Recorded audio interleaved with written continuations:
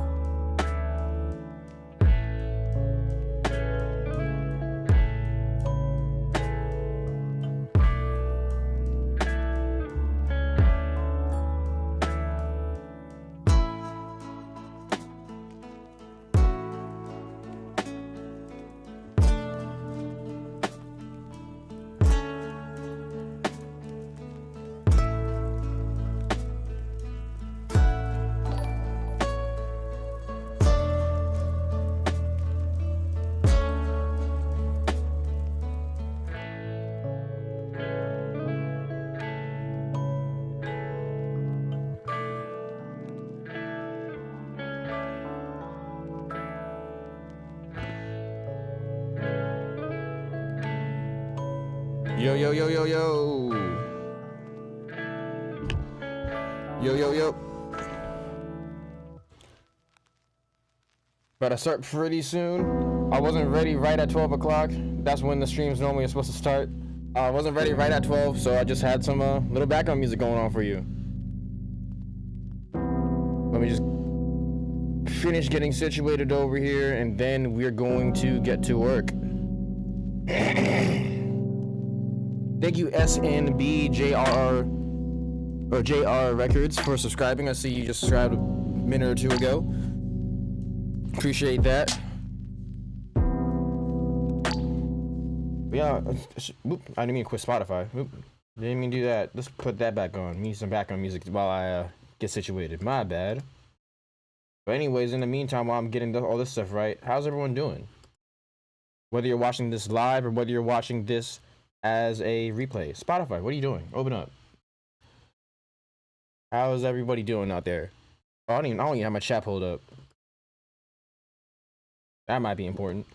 Okay, Spotify, open up Spotify. Where are you at, Spotify? All this is my music, by the way. There we go. Cool.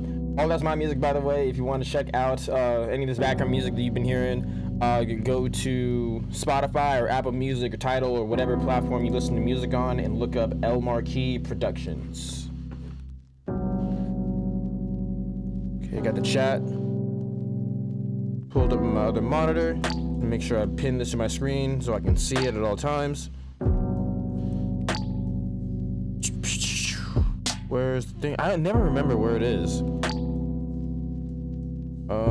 Somewhere it's one of these settings. Definitely not that one.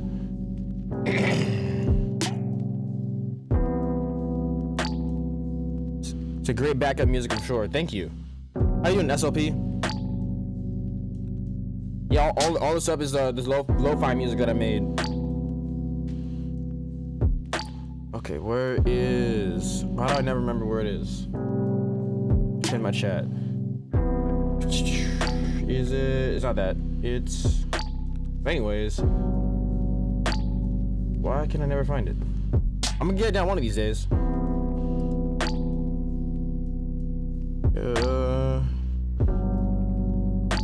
This probably not. Oh, that's. There we go. Yep. Okay, chat pinned up. Just gonna change a couple settings in Logic to make sure that you guys can hear this audio. Oh, and I gotta change my thumbnail on YouTube really quick, actually. So I'll do that first. But yeah, I hope everyone's been doing well. I just got out of a session, I think about an hour ago, actually. And I just wanted to eat before getting on live, which is why I was not ready, because I was starving and I wanted to eat before hopping on here for at least 3 hours. Super dope session. We knocked out. Shout out to Nonpareil. That's who I just had the session with. We might have another one later tonight as well. We wrapped up a record that we started a couple weeks ago by now. It was over a beat that I made. I made a beat way back in, like, I think July of 2020. And the beat was just sitting on my hard drive. I upload most of the beats that I make to my website. I didn't upload that one for some reason, so I was just holding on to it.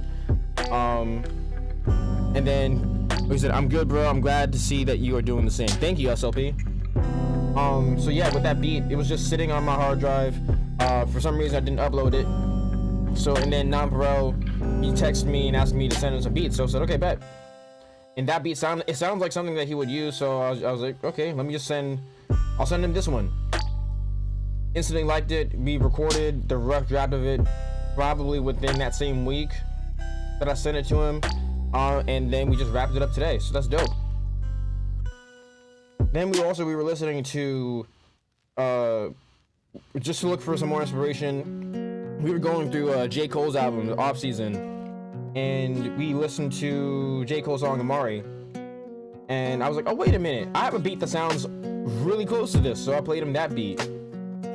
And he instantly fell in love with that one, so depending on his work schedule, he'll be writing to that, so that's dope. I'm definitely looking forward to working with him again.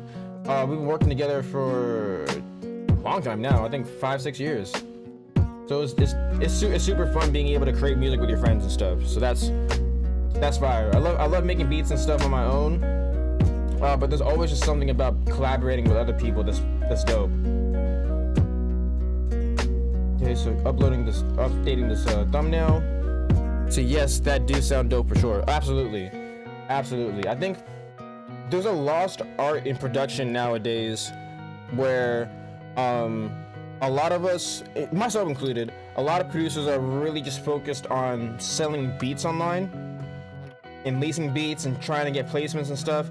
And that's cool. I mean, there's absolutely nothing wrong with that, because I mean, that's also something that I do. Not placements as much as leasing beats. That's the most convenient thing to do, in my opinion, in terms of generating passive revenue. But at the same time, I don't think a lot of producers really focus on working, at least more so the producers within my age group, in my generation. I don't think a lot of them really focus on working with artists or working in the studio hands-on with certain artists, and they're really just focused on trying to get as much money as possible, whether it's through selling beats online or just or really anything. And like I said, I do sell beats online. I do enjoy that. That's really, I would like to make that one of my main sources. Well, it is one of my main sources of income. But I do want to continue growing that source of income. That's what I'm trying to say. But at the same time, there's so much value in working with an artist hands-on in the studio, whether you're creating something from scratch together, or whether you're just recording them over either your own beat or other people's beats or whatever. There's a big value in that a lot of producers overlook. When you look at stuff, I gain a lot of knowledge from these sources, so I'm not discrediting them at all. But like, if you go to places like Producer Grind, if you go to places like the different live streams that BeatStars has, which are super valuable. If you haven't already checked those out, definitely go check those out, because there are lots of gems in those series. But when they have other producers come on there and ask questions and stuff like that, at least from what I've seen, I've rarely seen people saying, giving advice on how to develop an artist, how to develop an artist's sound. A lot of people are just asking questions about, how do I sell more beats? How do I get my beat store to, or how do I get more traffic to my beat store? And all those are very important. I'm not saying that those aren't important. Those are very important to learn and understand. There's a lot more about that type of stuff that I need to understand as well. But I just don't want people to lose the art of working with working with other artists in person, and collaborating with them in person, and making beautiful art with them. Because they're like, honestly, I'm in a place now where I'm really happy with the beats that I make. But a lot of my best work has been with working with other artists in the studio, even with artists who aren't even producers themselves. There's another artist I work with. Her name is Brittany Lee. She is starting to become a bit more of a producer in terms of, whenever we work together, she's always helping out with the production of her own music. Like, she'll put down, whenever we use pianos, for example, or for most of the beats anyways that we make together, she's normally putting down the piano chords that we use first, and then of course I build around it.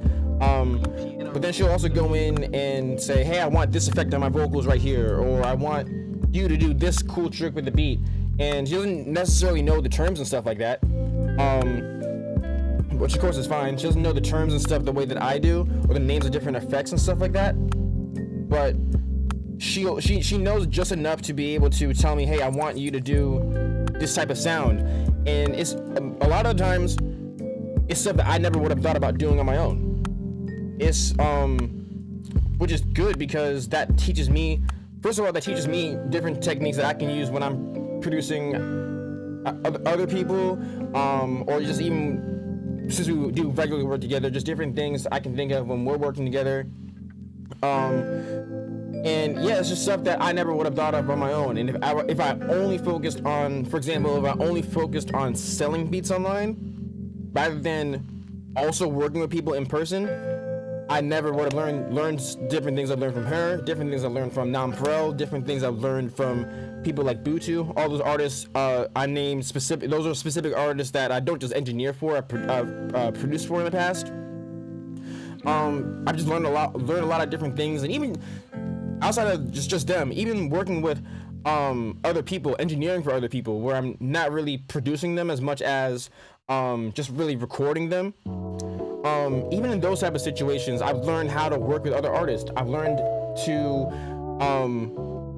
be open to other people's ideas, and even open to other styles of music that maybe I wouldn't listen to on my own.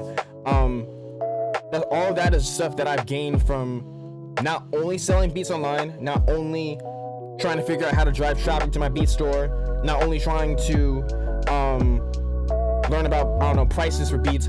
All those are important. Just something that's very overlooked.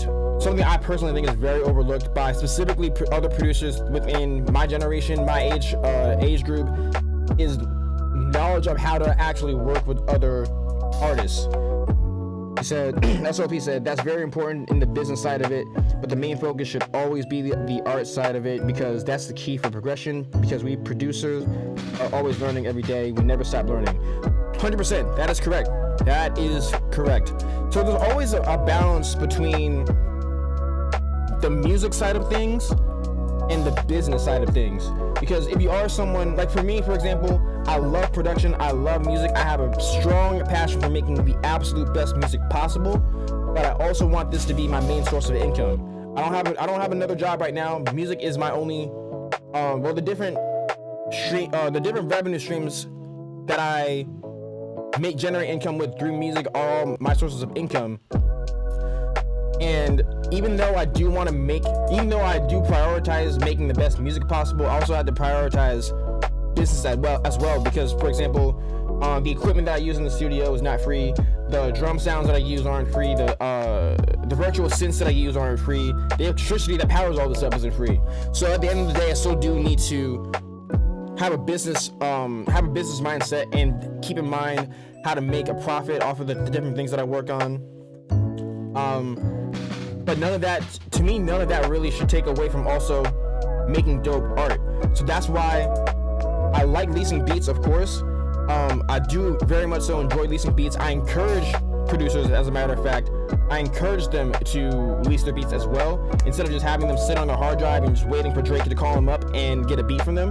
But at the same time, if you're blessed to be within proximity of other really dope, talented artists, work with them.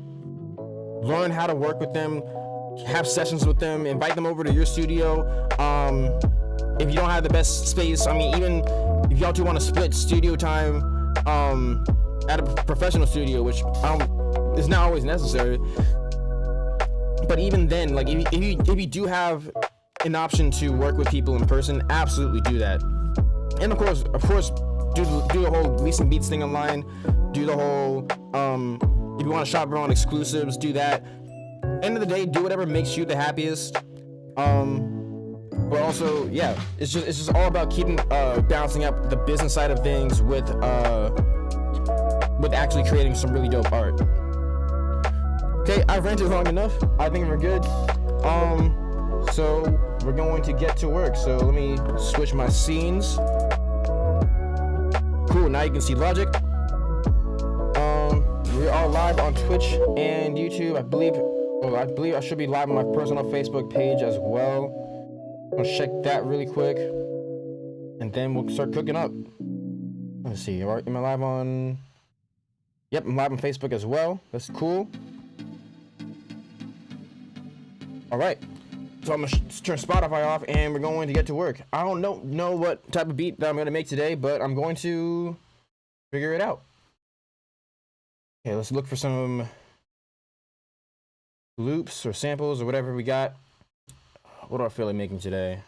Someone else hit me up a few days ago looking for something similar to another beat that I made. And I started something like that the other day. What do I feel like making? We're gonna go do. Let's see. There's a pack I was using the other day I wanted to go back to, and I don't remember what it's called. As a matter of fact, let me reorganize this really quick. So that was great information. Thank you. Absolutely. I think it was this pack that I was going to do. Destiny pack. Let's see. I think so. There's something. There are tons of really dope loops in here actually that I wanted to try out.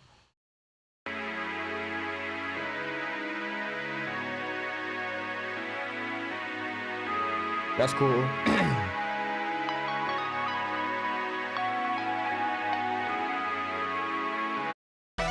I'm just gonna go do a couple of them right now, actually.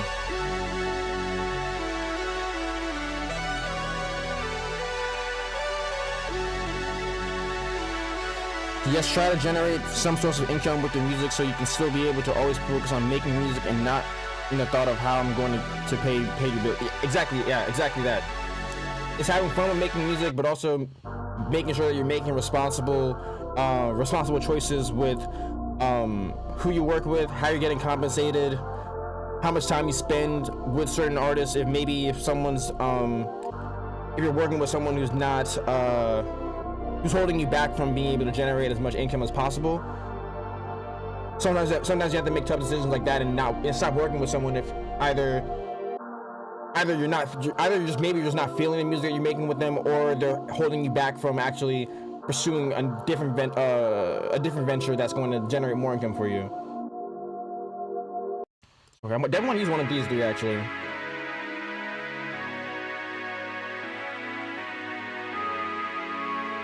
I'm leaning towards this one. Yeah, I'm gonna use this one. I'll drag it in there. I'm gonna double check to see if they have stems for this loop before I start really going in. I'm just dragging in here just in case that there's not, so I don't forget which loop this is. Okay, so got that in there. Let me check if. Let me see.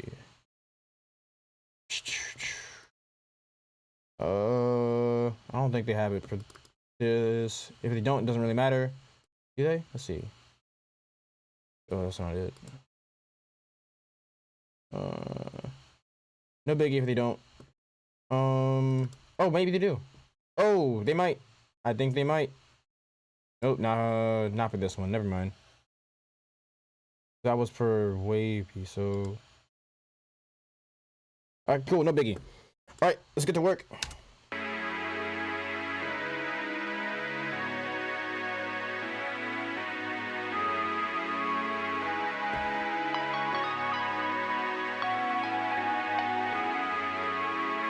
Let me know how everything's sounding as well.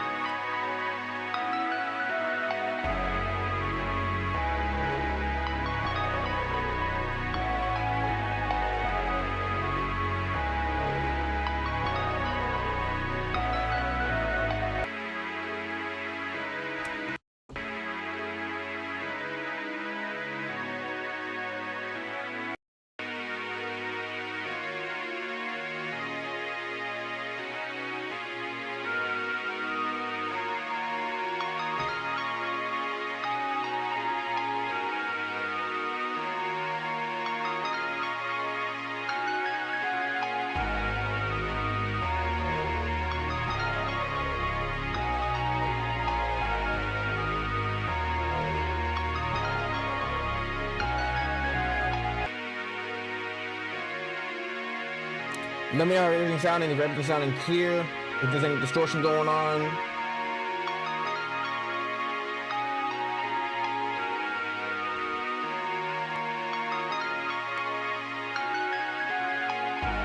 Got the thumbs up. So that sounds smooth. Thank you. Appreciate that.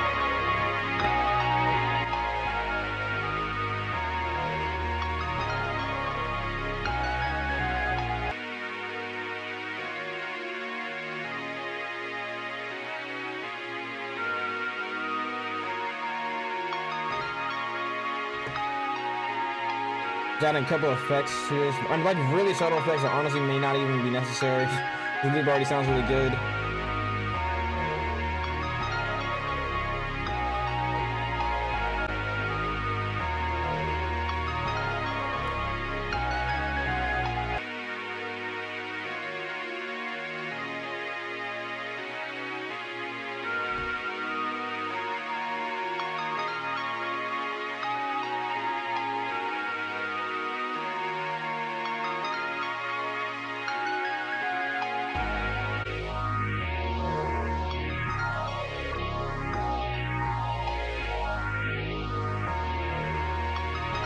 Dial that back a bit.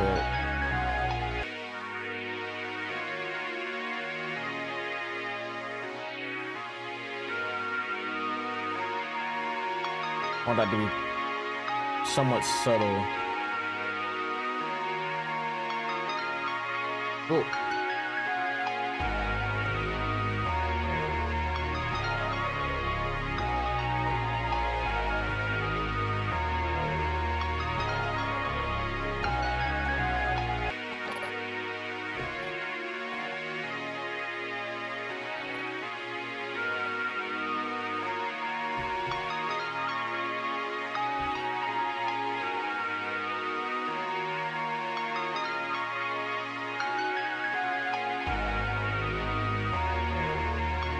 Oh, it's not in the right folder.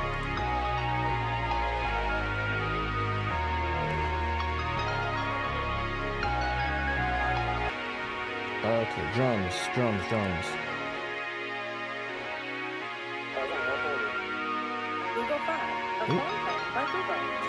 that off. I was trying to monitor the stream, make sure that everything was going well on my live.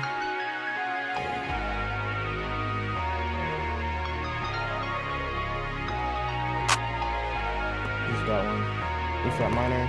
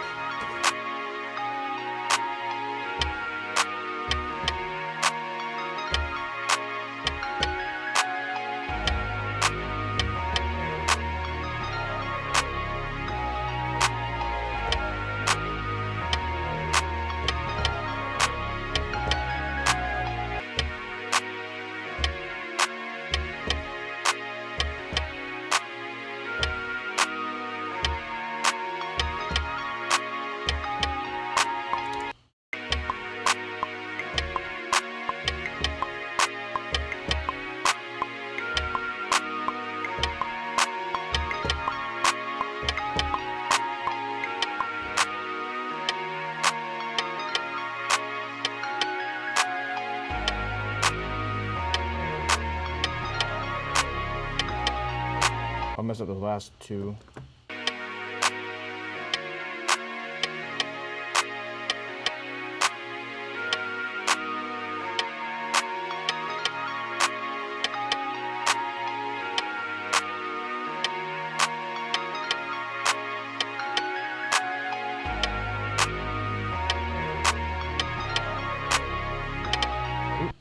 Everything's allowed. Where is it? That one. I think that one has to be over here.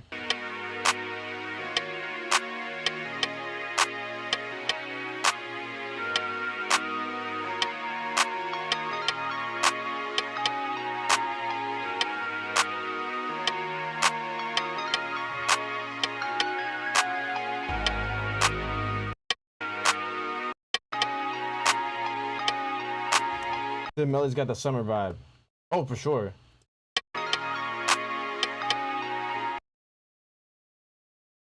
That over. Okay. There we go.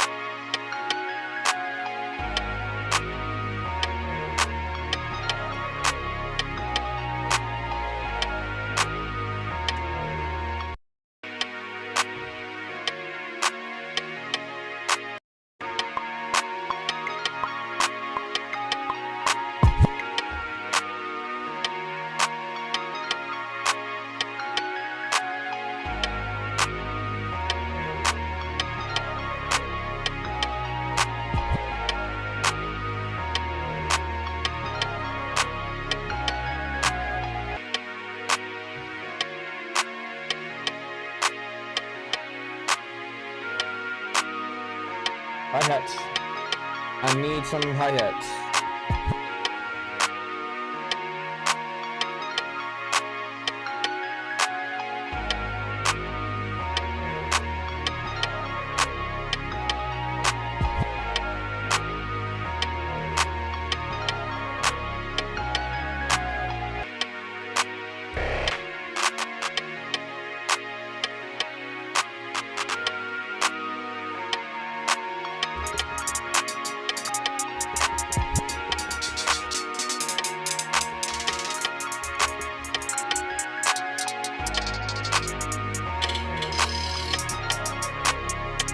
The scratch effects do sound good in the mix. Thank you.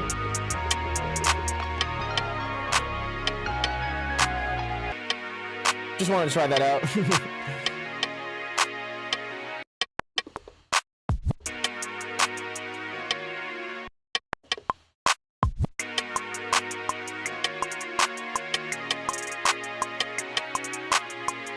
Let's try that again.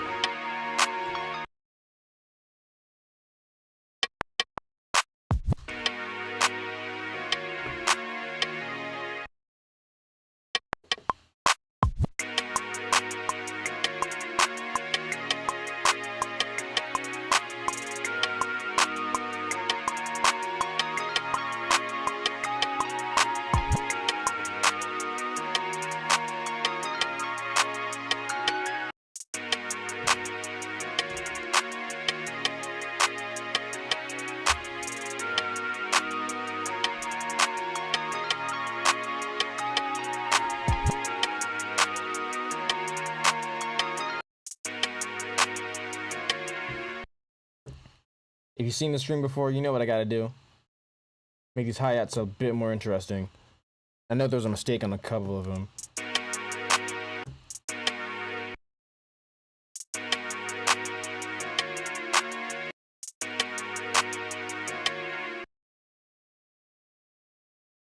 Track those down.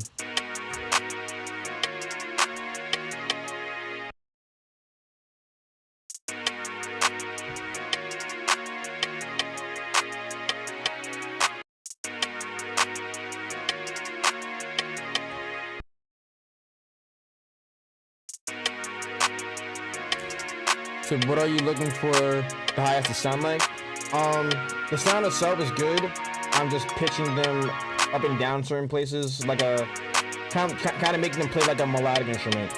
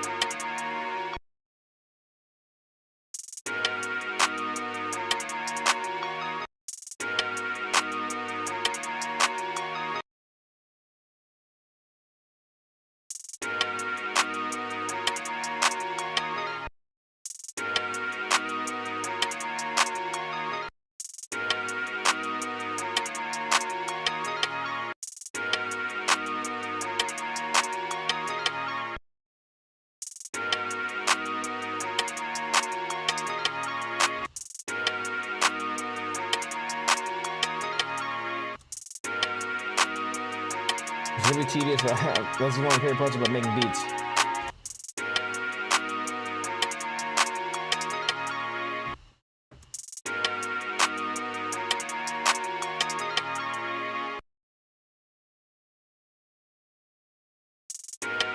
The making impacts, the primarily following. Exactly.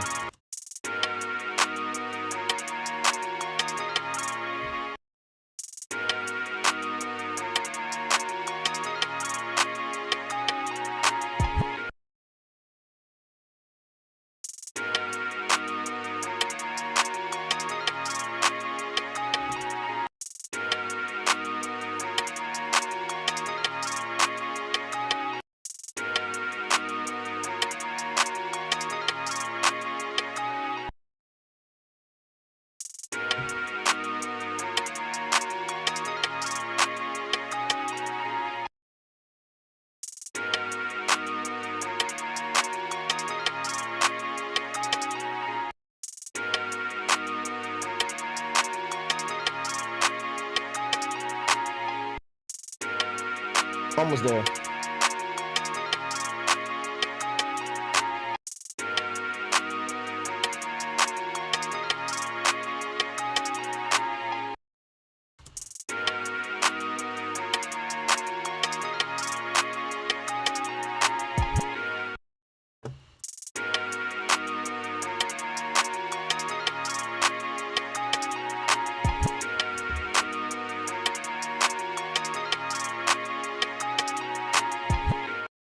Almost.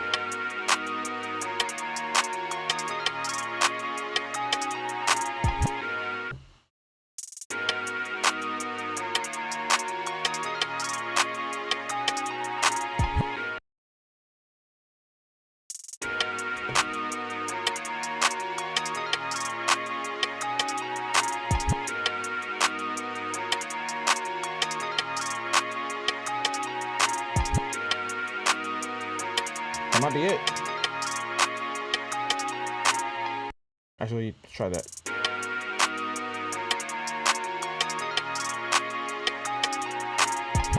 There we go. And before I go any further, we are going to save. What do I want to call this? I'll call this Tron. Because why not? This feels like a really spacey type of beat.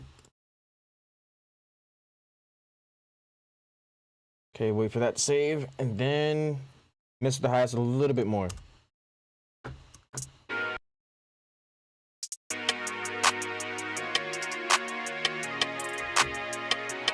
Only left with the highs now is just getting them a little bit off the grid.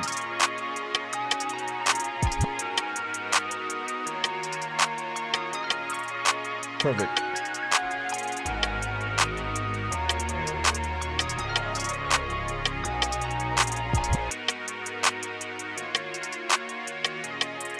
Yes, sir. Puerto Rican making the beat. Shout out SLP.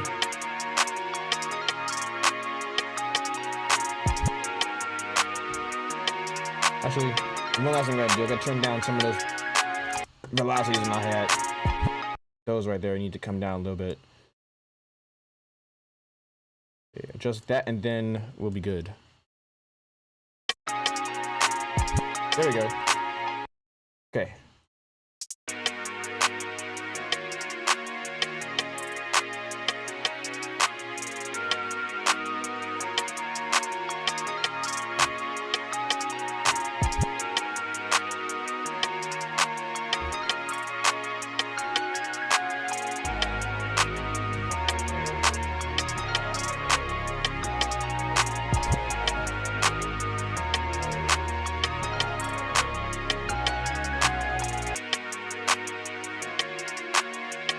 Actually, I'm gonna go back in that folder.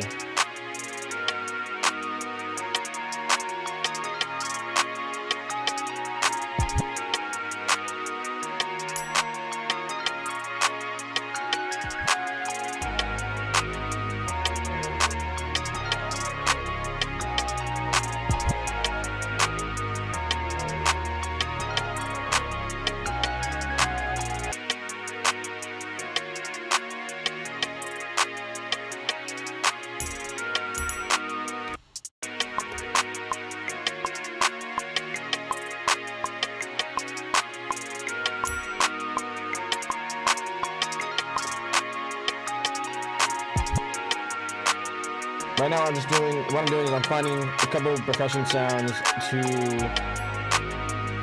fill up some of that space.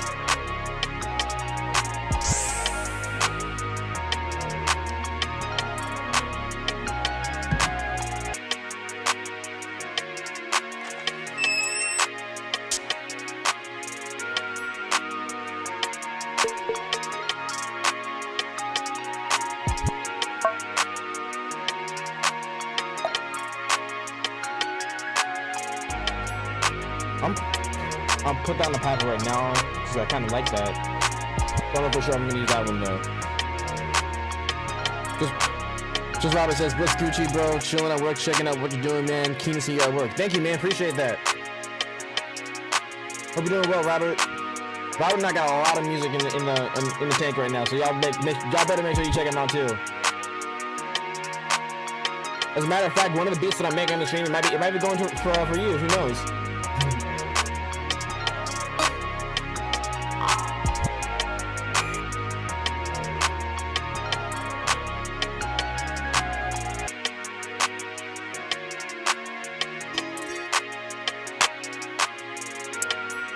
Oh wait. I want to hear what that sounds like if I layer the crap I have with that one.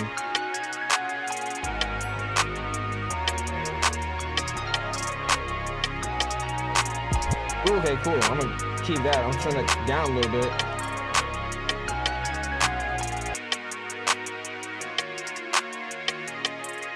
That's a nice little layer.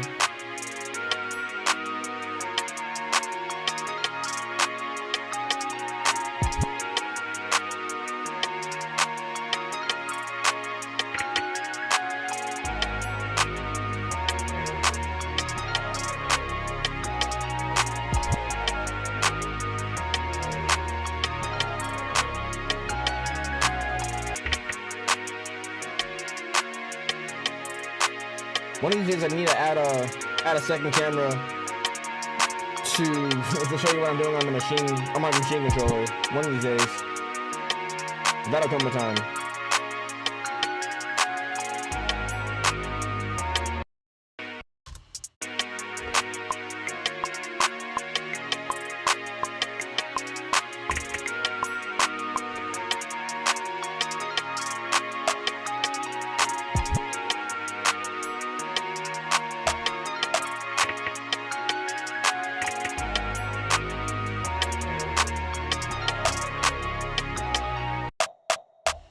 Oh, did I lay it down the wrong thing?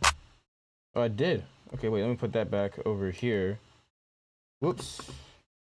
Okay, let's put that on this. And this pad. Take that out, because that was a mistake. There we go. And turn that back down.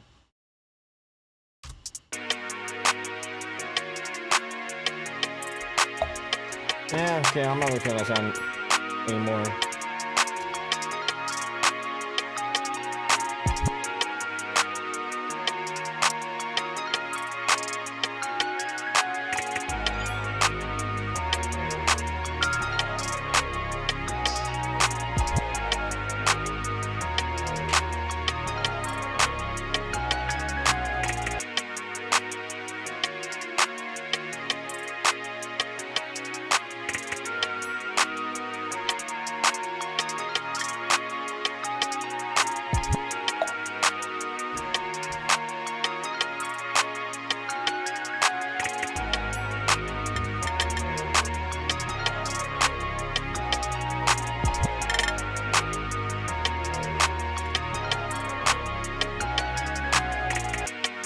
Come back to that sound. Okay, let's look for an open hi-hat. I was trying to look for one in that folder.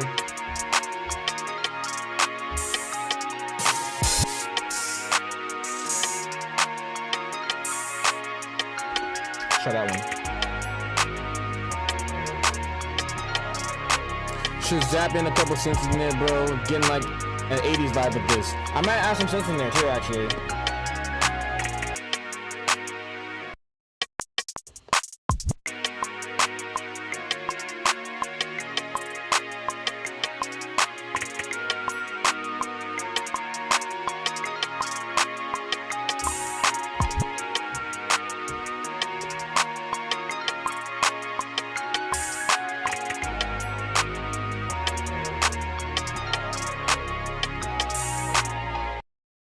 That one has to come right there.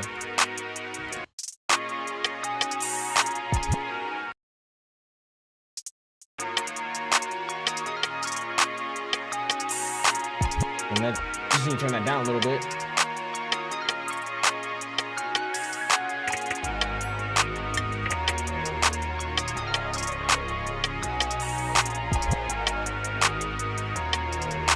Something zappy a little, if that makes sense. Oh, I know what you mean.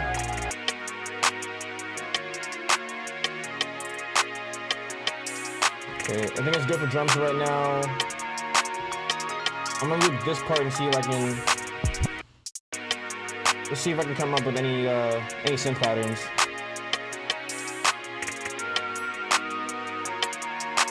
Or something like really light.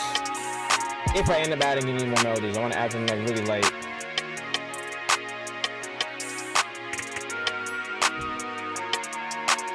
I think the drums are good for right now. I might add in the kick. I'll know for sure I have to put the 808 in. Okay, what's gonna be my folder for today? Let's try Havana. I don't want anything really crazy, to be completely honest. There's already a lot going on in this loop. Let's see what.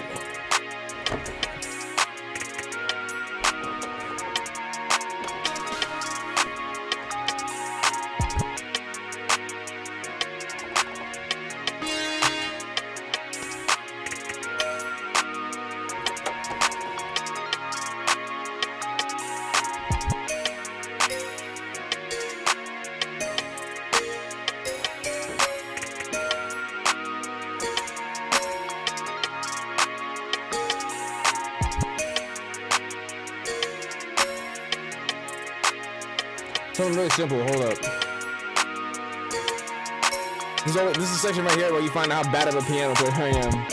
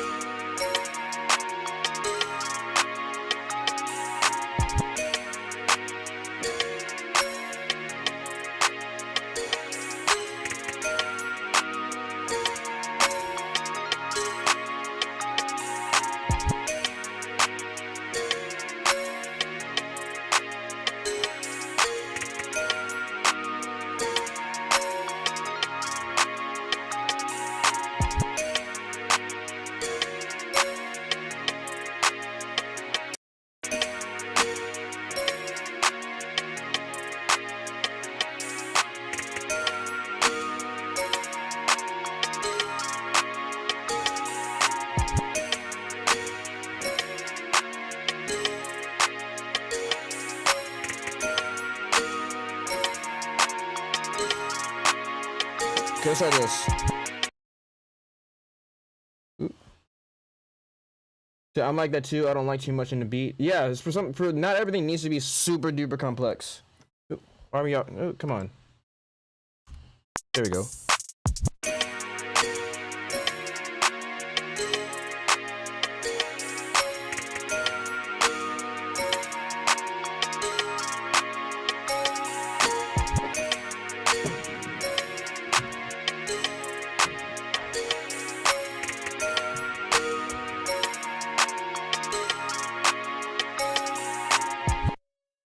Yes, that vibe music is sort of, yep.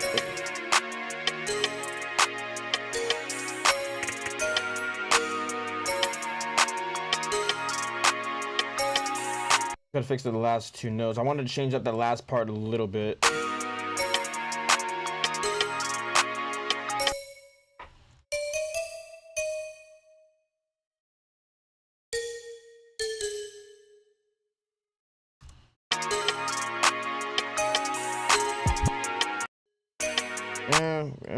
Let me try.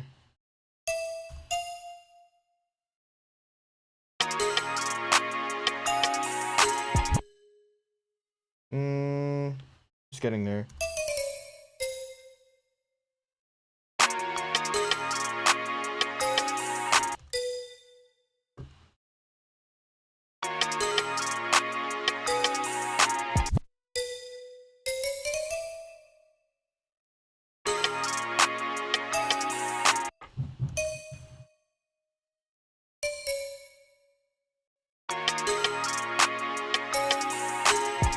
the same as before, right? Yeah.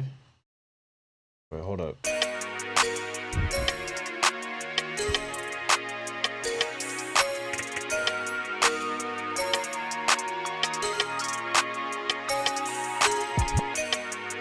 Let's try that.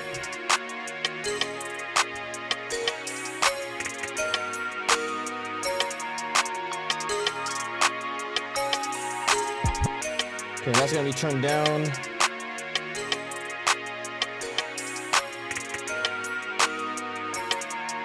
I have those turned up a bit loud right now just so I can hear them. But it was gonna be a lot quieter in the final mix. Okay, so we got one down.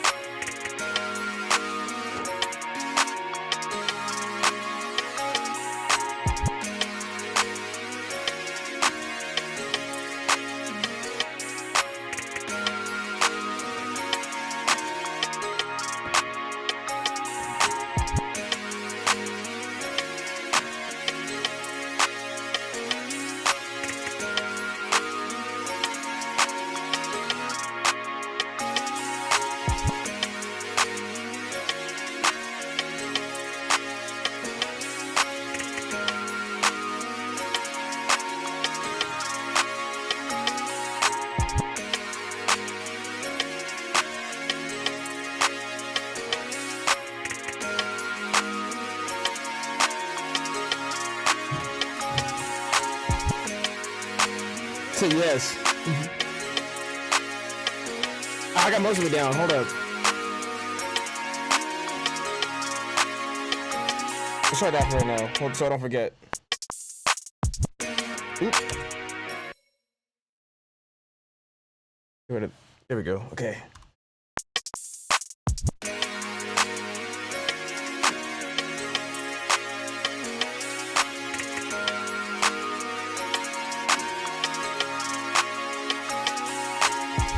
That synth do add some flavor to the mix, for sure.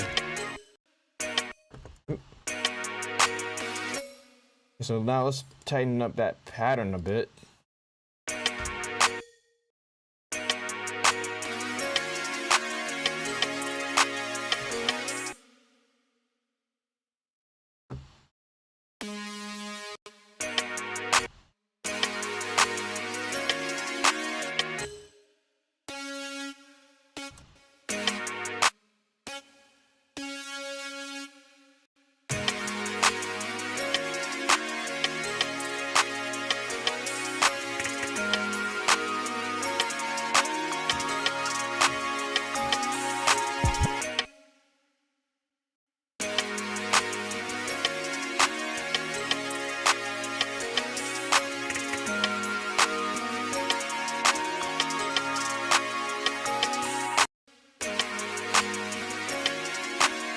I feel like even adding a higher pitch backup synth to hit during that ending part would be super keen. I guess during the last two measures, or even last measure. Let's try that.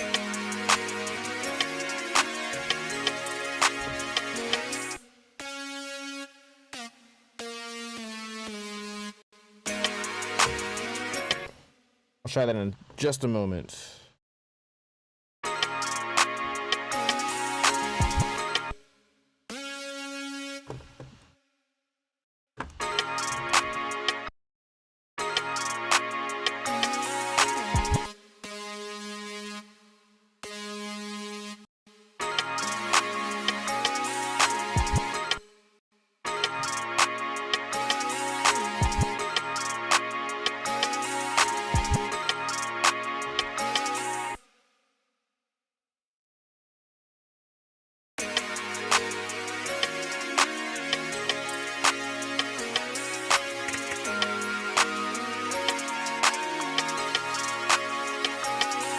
The synth is like adobo recipe. You just add the high notes in there, kind of overshadowing, totally just doing. Oh yeah, no, for sure. What I do on the stream is I definitely listen to people's ideas, take them into consideration. If I like them, I do them. If I don't, then I don't do them. But it's all good. I do want to try that out.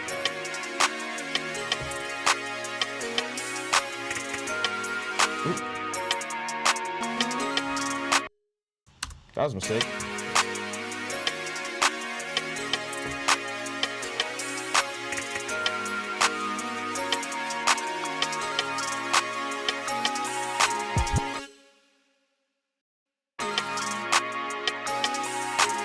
There we go. I'm just drag it off the grid like a little bit because I didn't quantize the rest of them.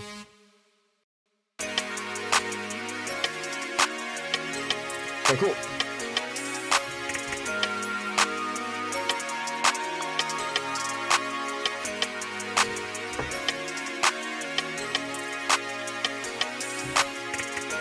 Let's try that. This might have enough melodies in it right now, honestly.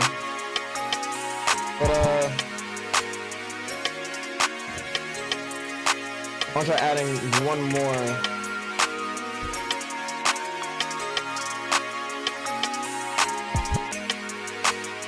Oh yeah, for sure, Roberts. One of these days we're gonna get in the studio together for sure. Whether anytime that we're in the same state, we're gonna make that happen.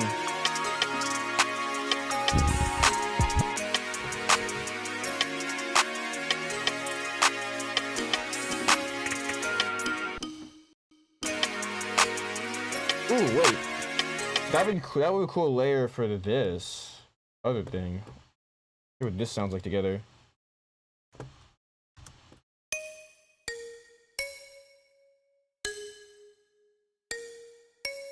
So let's throw that an octave down.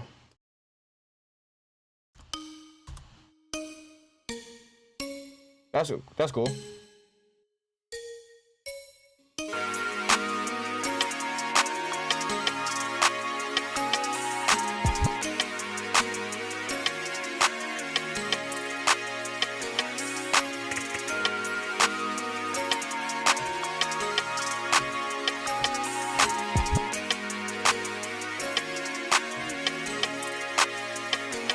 Not bad, not too bad for the first beat of the day.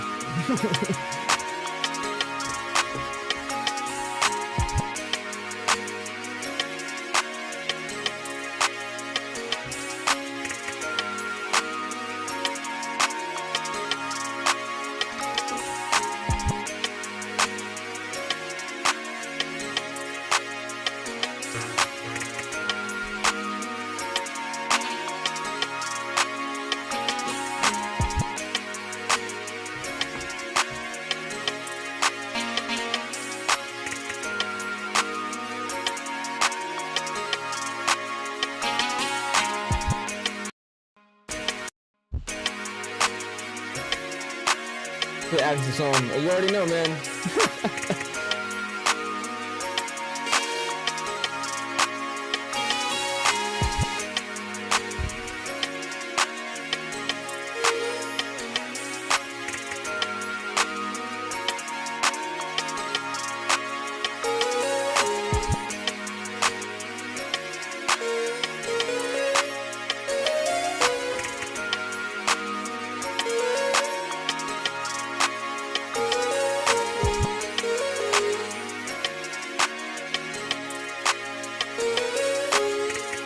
Let's try that, I guess.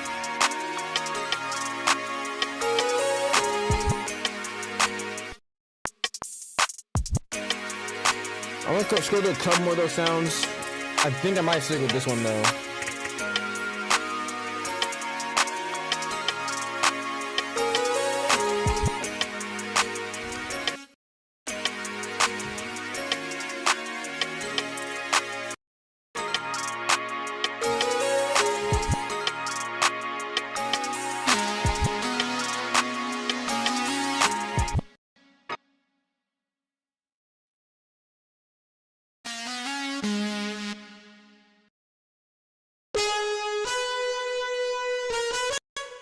Let me go back to that first one. I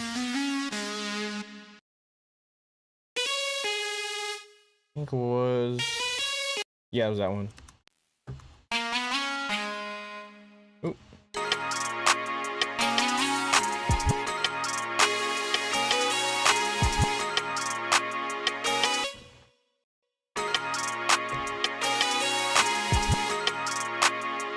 Okay, try an octavier.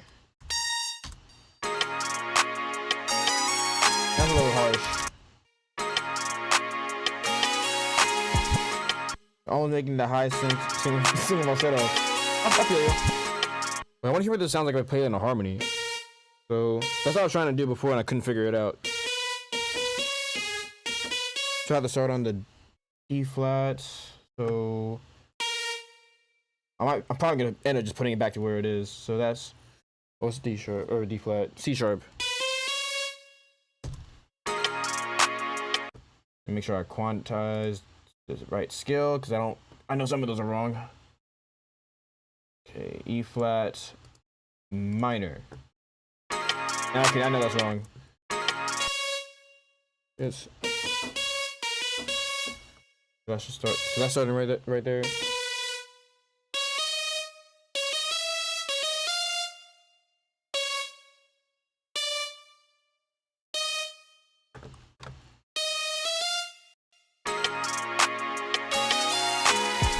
Nah, okay, never mind. I'm putting it back to where it was. Never mind.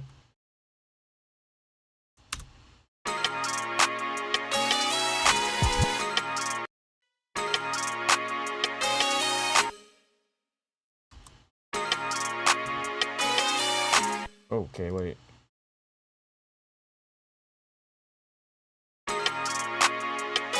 Okay, I'll just replay that because that's gonna take. I don't know. I messed that up.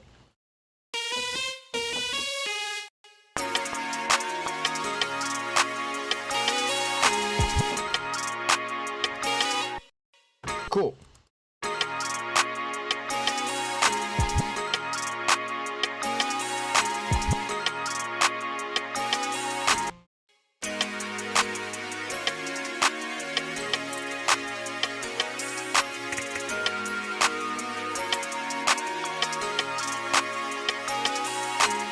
That can come up a little bit. Oh no, man, no, it's still a good idea. Cool, I think I'm happy with the melodies. There's all the melodies that we have without the drums.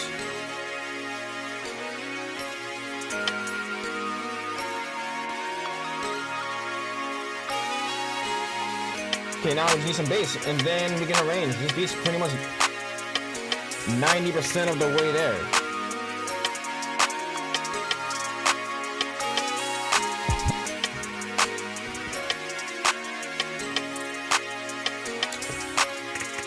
Let's try.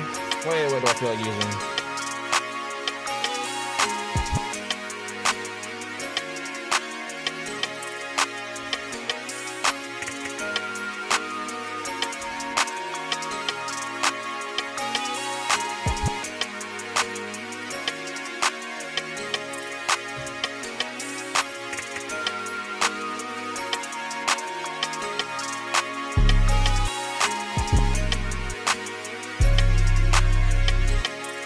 Might try that. Let's try this one to start out with.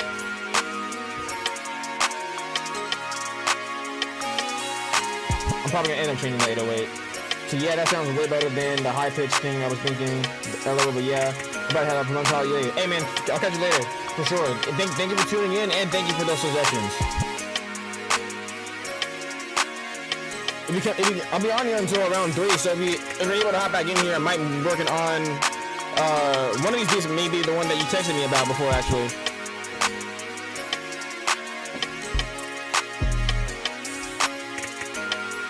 But yeah, man, shout out to Just Robert. Y'all make sure you go check him out. We put out an album together. A couple months ago. I don't remember what month it was.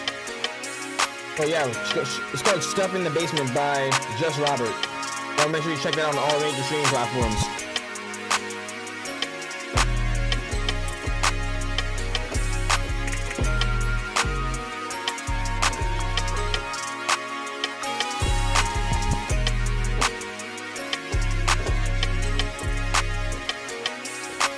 Wait, let me unmute the other melodies for right now so I can hear this a little bit easier.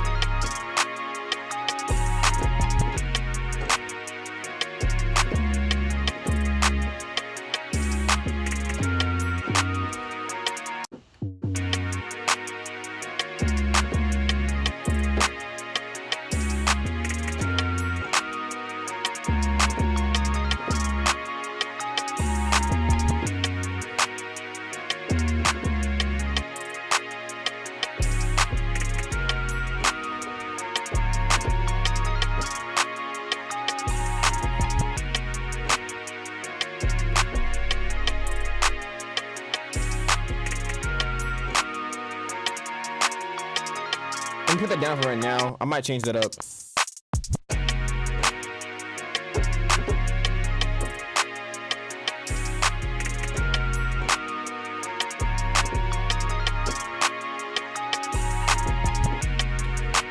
I know that record is clashing a little bit with the 808.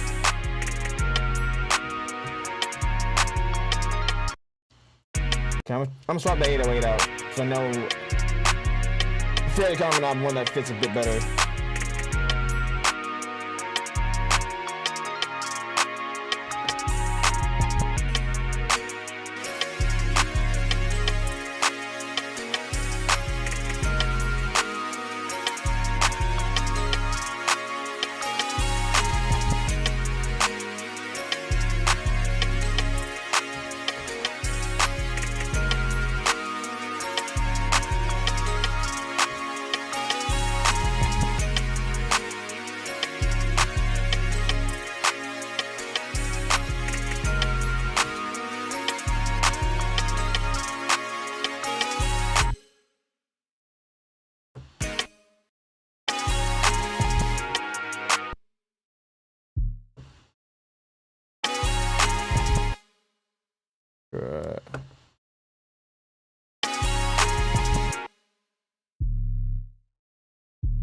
Yeah, I can find any way that hits harder than that for sure.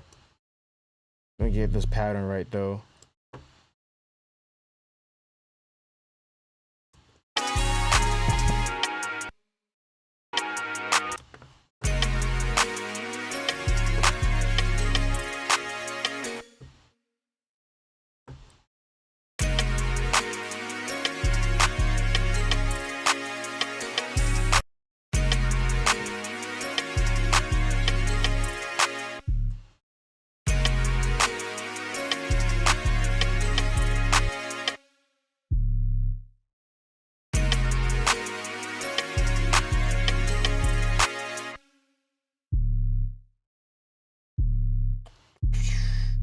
Back. Okay.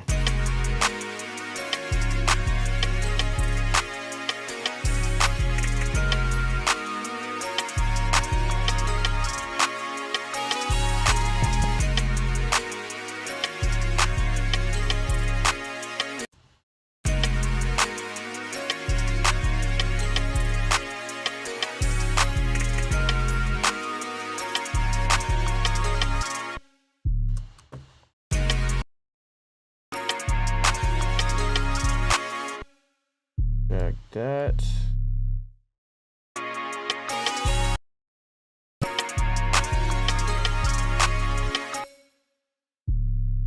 Okay, almost got this pattern right.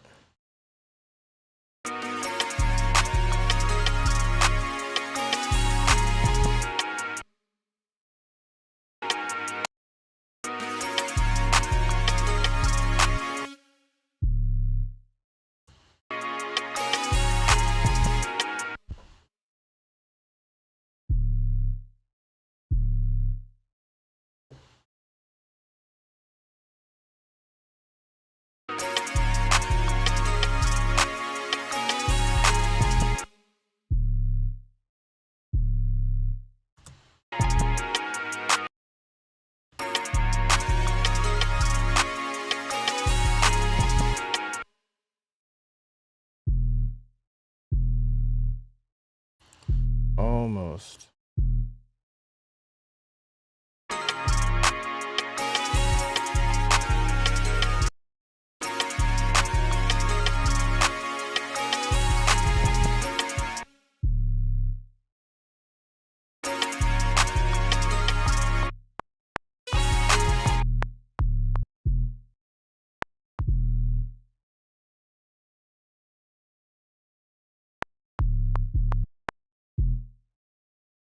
Bear with me, guys.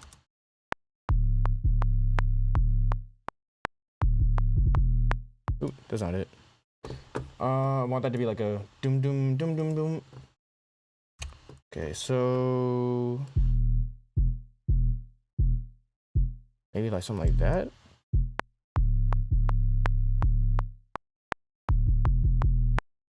No.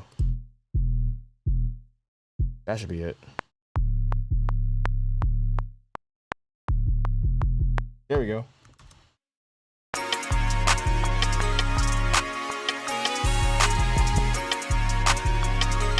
Okay, so now we're gonna swap out that sound because that it's hard to judge how the 808 is hitting on headphones in particular, just because you can't really hear like the sub frequencies too well on them.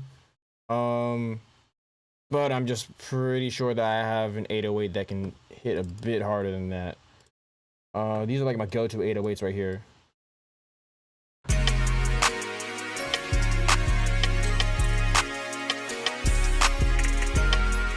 See, I like that a lot better already.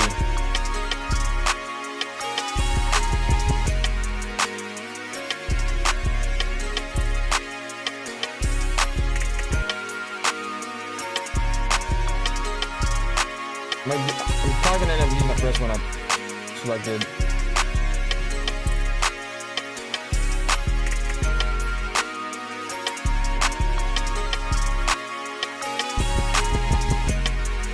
Ooh. That might be the one. This last one I'm gonna try out.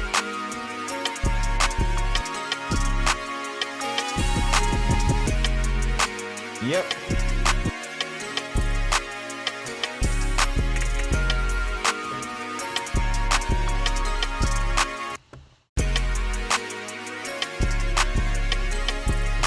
Here, 808 is my favorite 808, man, without a doubt.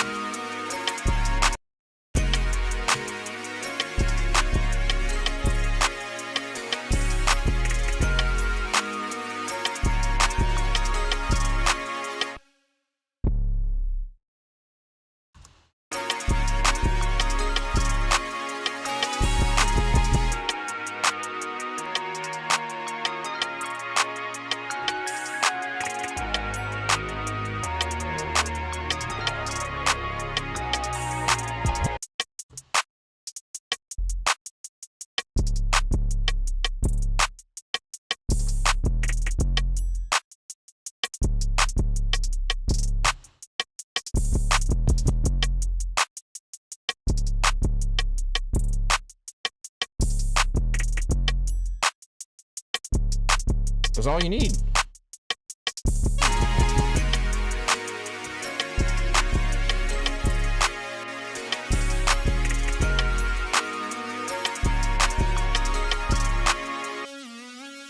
That's gonna get turned down a little bit.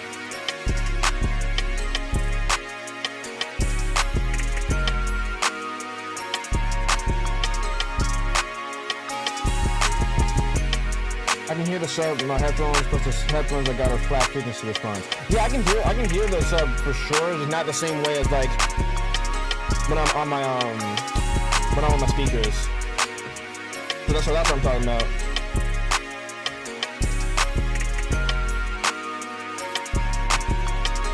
Yeah, this is all we need. So I'm gonna. So they are CB1 headphones. I'm not sure if I've heard of those in particular, but I mean, sounds cool.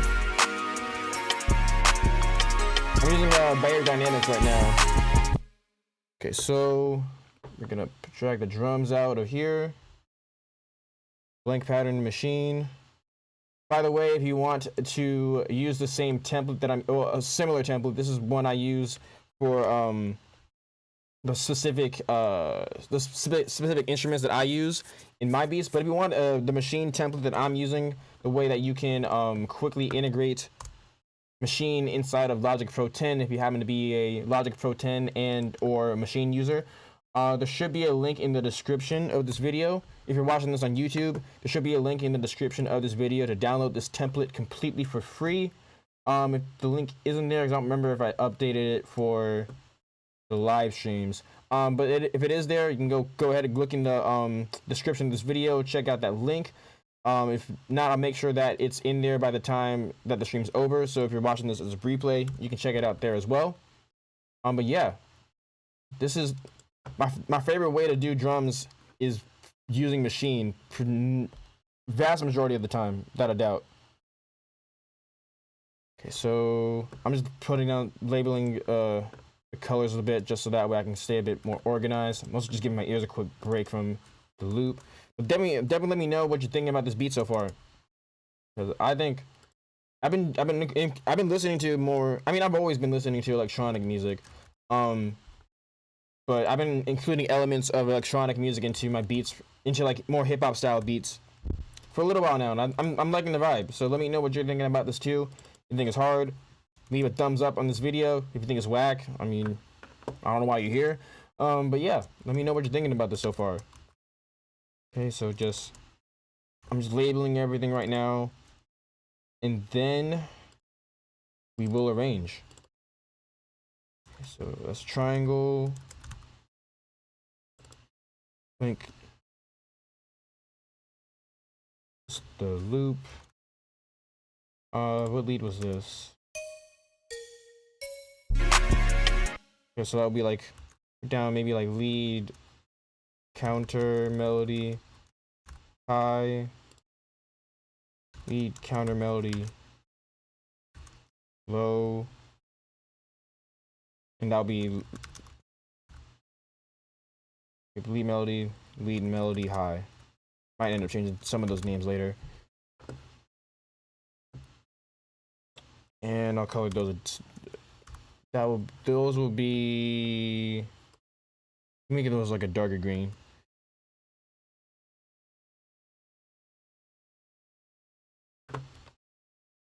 Cool. And I'm just gonna drag. Oops. I'm gonna drag that out. The beat is fire. Thank you. Appreciate that, SLP. Drag those out, and I'll repeat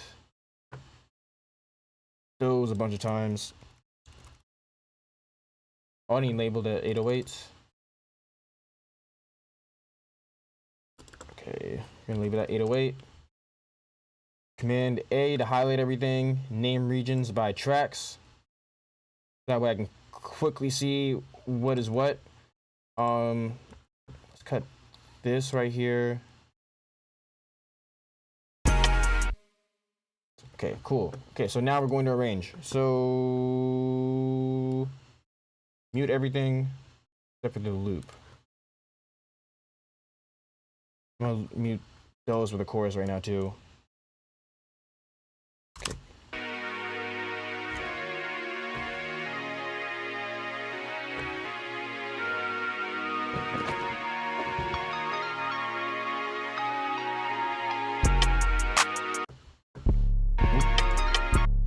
What did the loop sound like right here, actually?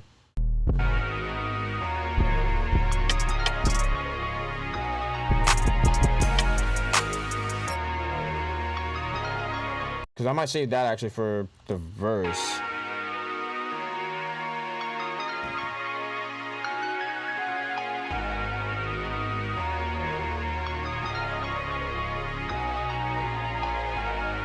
Like that right there might be a section for the verse. Okay, so wait. So that part where the bass comes in. Yeah, so that's gonna be something else. I'll drag it over here for right now. It's not where I'm gonna, probably not where I'm gonna keep it. But what does this sound like?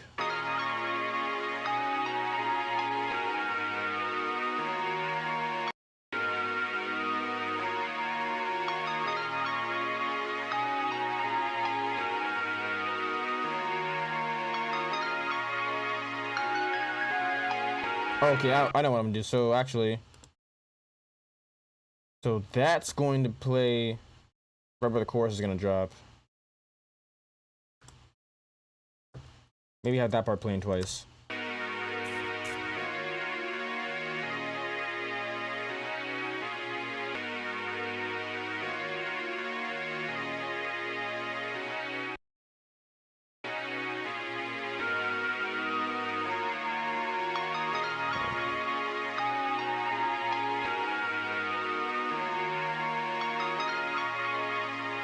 Okay, nope, so that part is actually gonna play right there. I love arranging beats, by the way. Okay.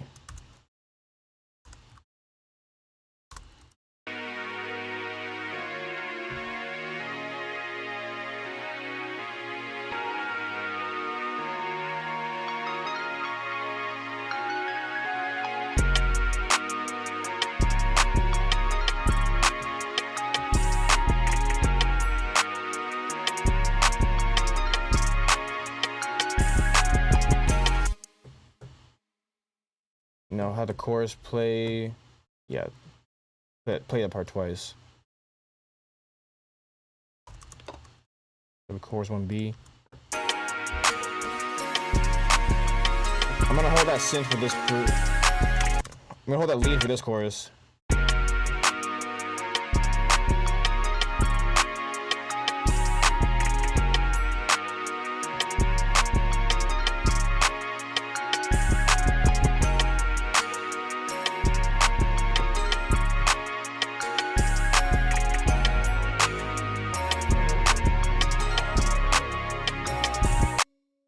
Okay, so move that over. Okay.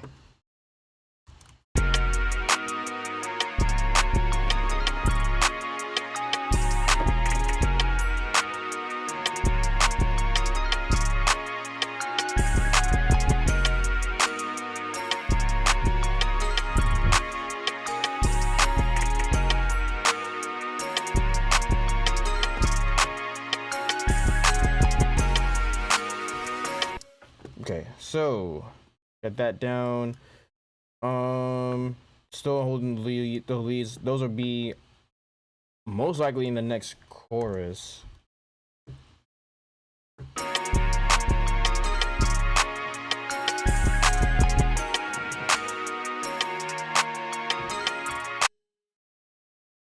Hold those.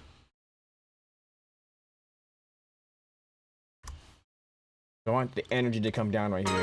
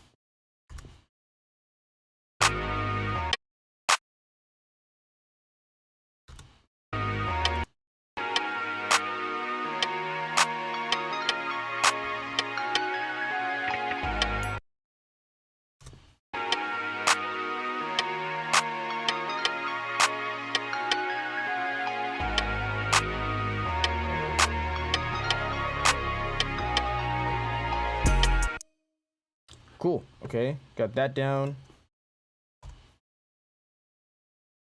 Okay. That'll be. Well, let me drag this out so I can see this a bit easier. So that's verse 1A. This will be verse 1B. This is super important for me. Maybe weird or nerdy or just OD for other people, but I need to see my beat arrangements like this.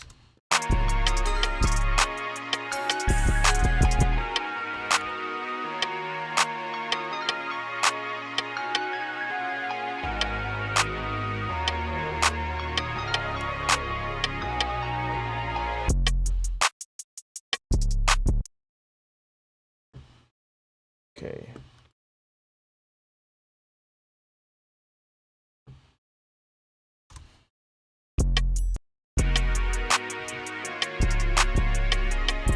I can hear Nas flow on this. Ooh, that actually would be really cool if you just hear a rapper like Nas over this beat.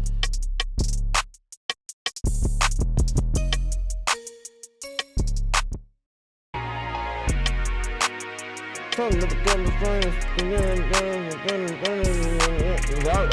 cool to hear something like Nas over this.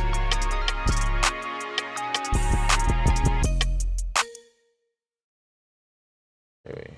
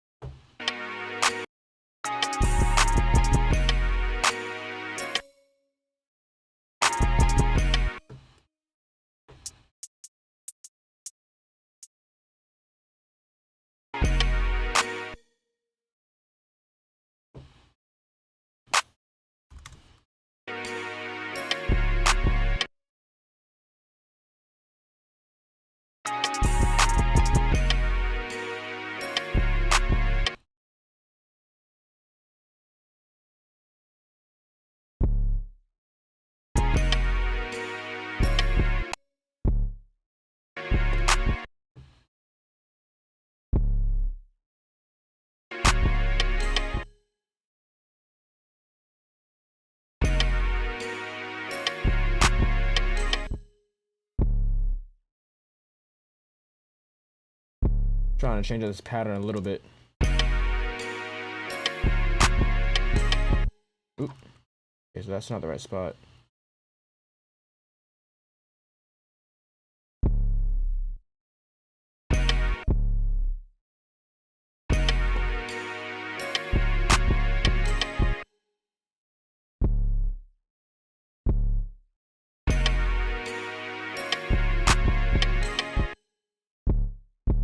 This point would have been easy to probably just to play it. There we go. I cut out too much of those hats.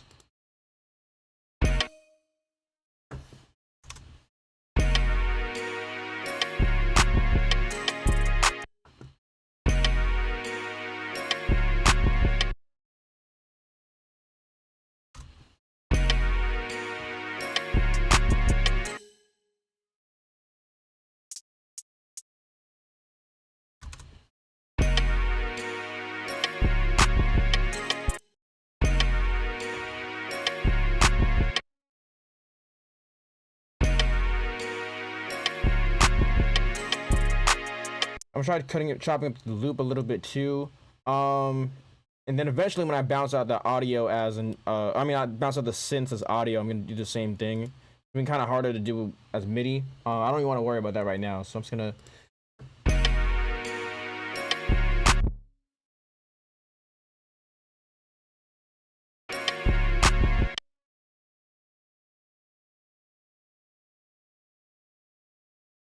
All right, let's try this. See what this sounds like. If it sounds whack, take it out.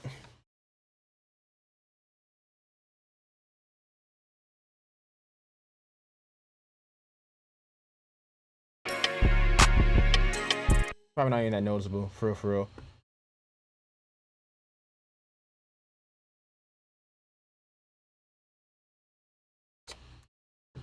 I'm just matching up the. Probably not that noticeable since I'm cutting it like in between a chord. I just want to have it stutter and follow the 808 rhythm right there.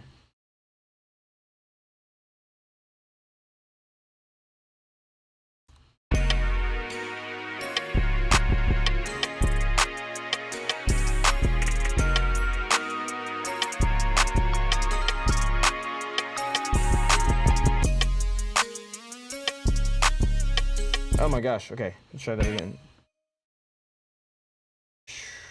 Bear with me. Okay.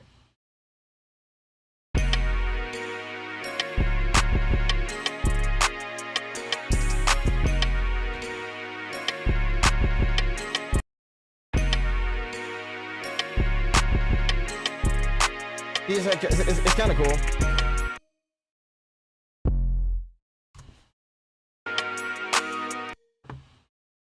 We got the hi-hats right there too.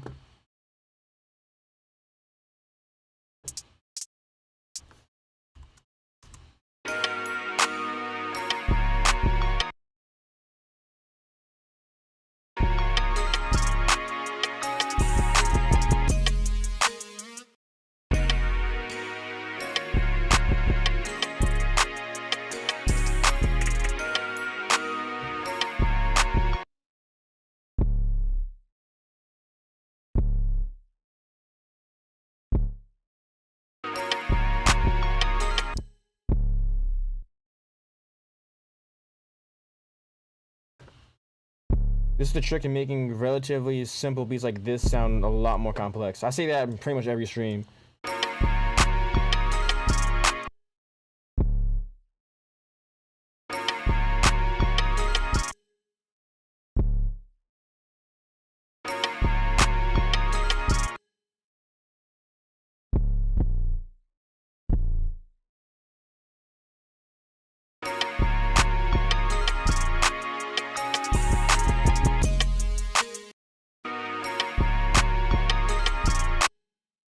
Take those, all those out right there. Okay.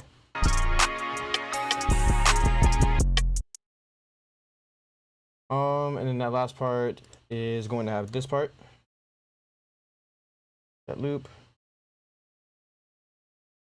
And taking out the 808. Take out the 808 clap. Maybe all the drums actually.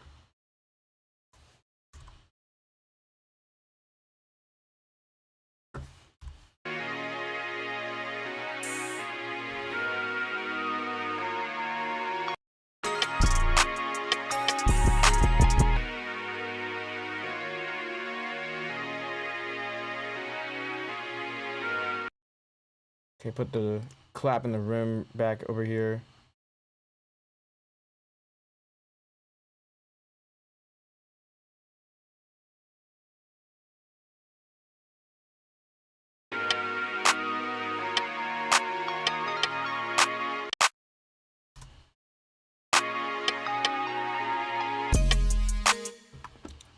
All right, and then here's the chorus.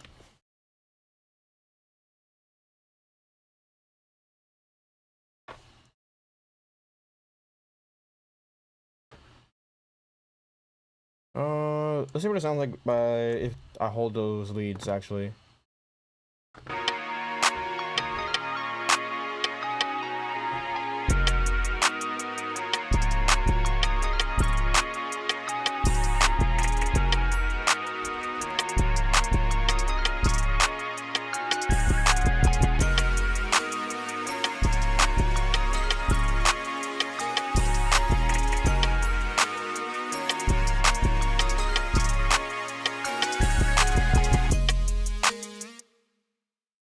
And of course, take all those take those out again for the verse.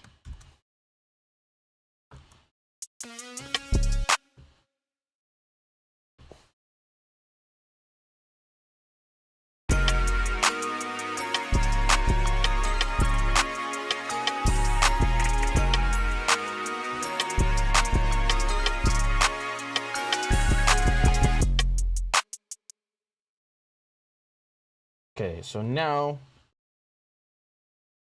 delete all those again, actually. I'll copy these over for right now, and I'm gonna arrange it a bit differently. Oop. Okay, so it's gonna be verse 2 and chorus 3. What in the world? Okay, which one of those isn't lined up correctly? So because even a simple beat has its details that are not noticeable, but what makes the beat, the small editing is what shaped the idea. Yeah. The trick really is, so beats like this where it's pretty, I mean the loop itself is pretty relatively complex in itself, the pre-made loop. and then adding a few things here, or a few other instruments here and there, that also adds to it being more interesting. And then really, let's see. Oh, I didn't copy those over correctly then. So the real trick really is doing little things what I'm doing right here, which is, you know, adding little drops in the beats, changing up the rhythms, like how you saw me change that rhythm of the 808. Doing little things like that can make a beat that's relatively simple like this, whereas if we're counting the loop as one melody, even though there are different melodies going on within the loop, we count that as one melody, and then what the other 4 that I also put on, well, really 3, just one of them's a layer. Actually, no, sorry, 2 of them are layers. So really, it's just like the loop, if that's considered one melody, and then the 2 other melodies that I put on top of it. The trick then really is not having all of them play in the exact same space, and then just changing up some of the rhythms here and there, so that way it keeps the listener, as well as if you're sending this to an artist, it keeps them all interested. Okay.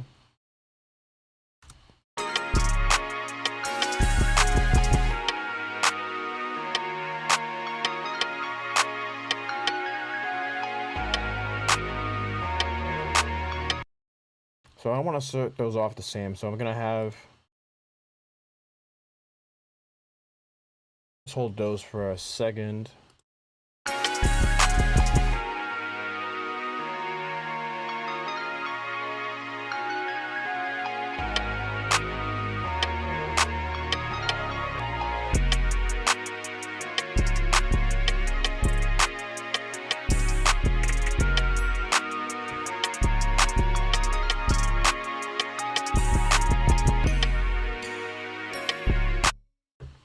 Okay, so let's figure out a way to make that part different.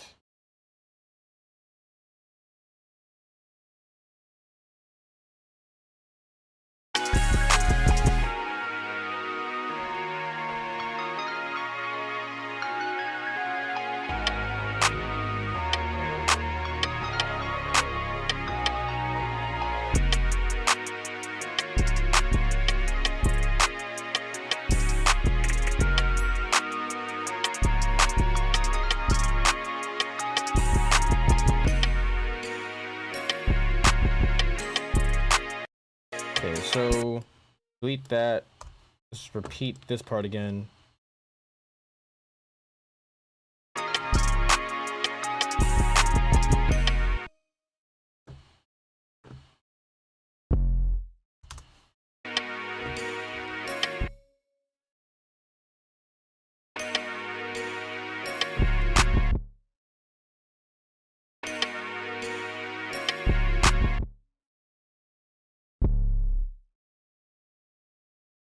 Hold up.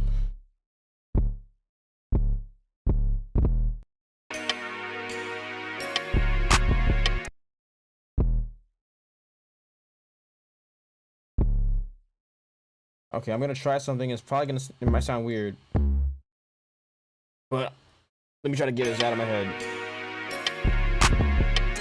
Ooh, okay, that might be it.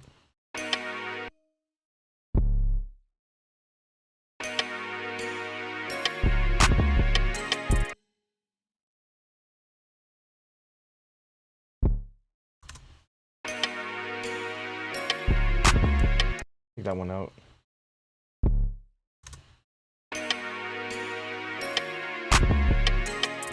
Okay, that rem needs to be muted.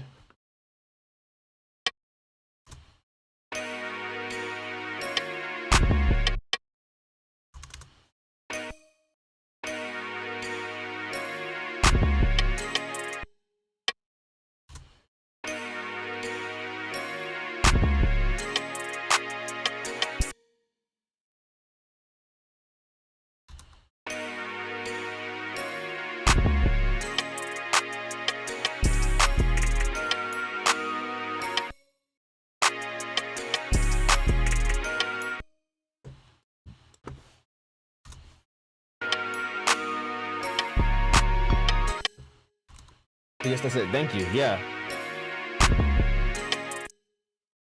Actually, hold that clap right there too.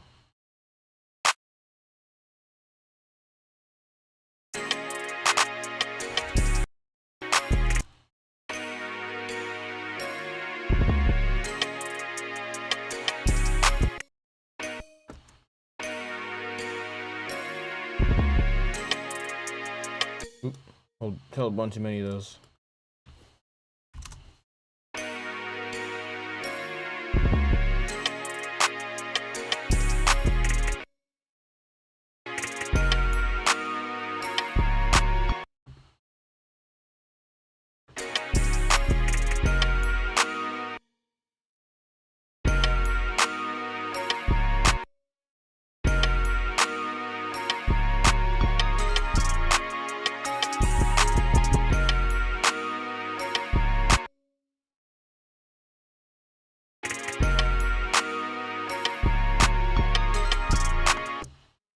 I didn't do this in the last section, but maybe let's try actually stuttering this part. Might end up doing it for the other verse too, but let's hear what that sounds like.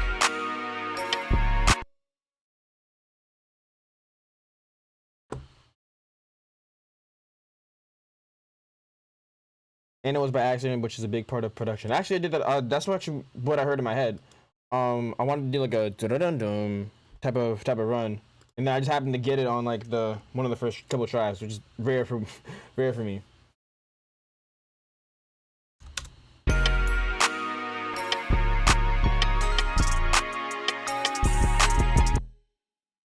Okay, so I think I got that down.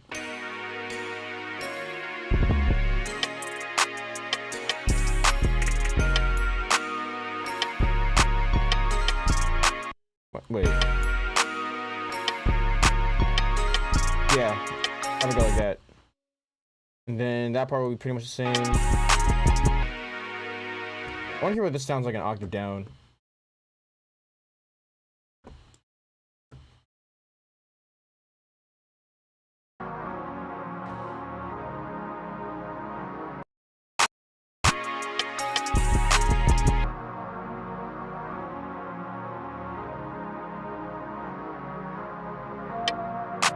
Okay, so that's not gonna go right there.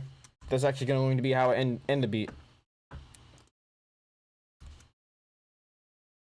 Okay, so put that back up.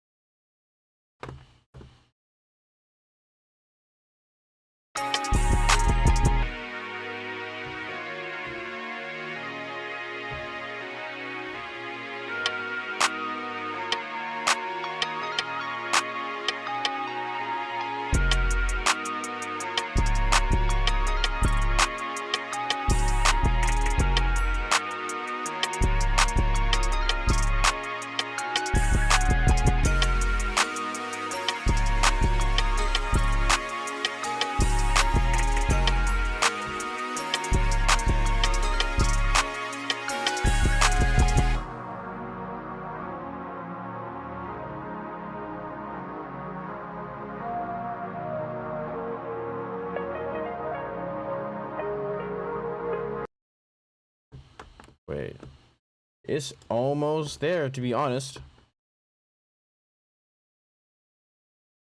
Yeah, what was in the rest of this loop that I didn't use actually?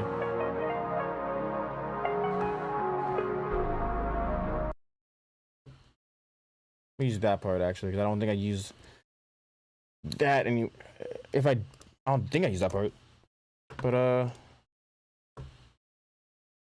see.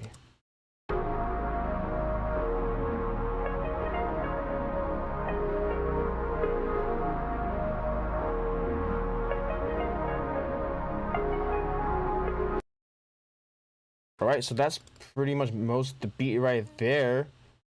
I'm gonna do one last thing, I think, for right now, which is I'm going to try adding in a reverse kick, and then we'll call it a beat. So let's pull up a kick really quick.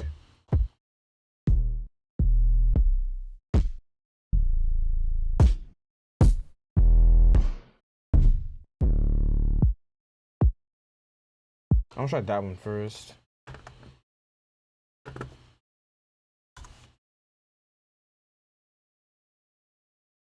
So, okay. So what I'm gonna do is I'm going to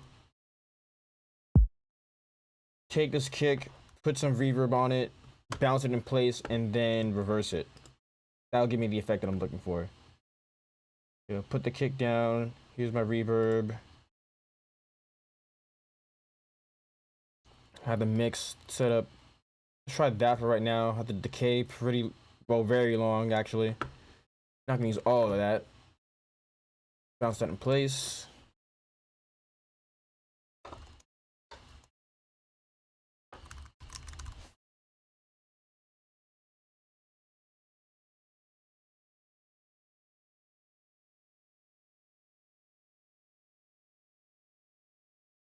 If that doesn't work, I'll find the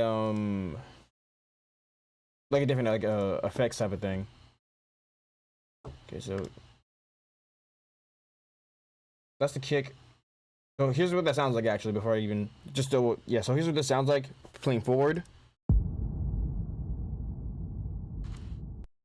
Here's, and I'm going to reverse it so it leads up as like a build into the chorus. Now I have to chop some of that a lot of that tail off actually.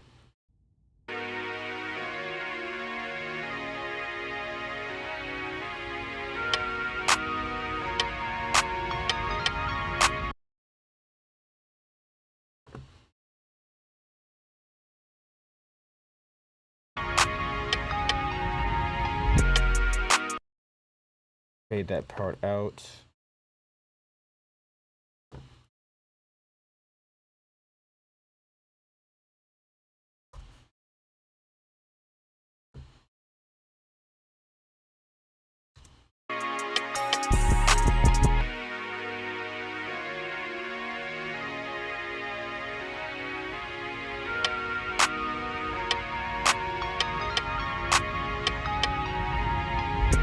Okay, so I'm gonna make that sound cooler later.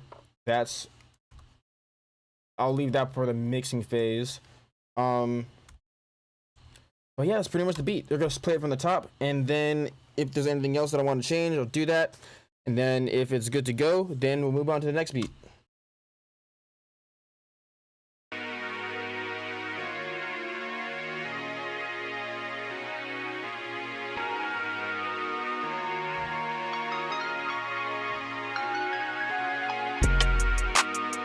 Oh yeah, I'm feeling the tempo. Thank you.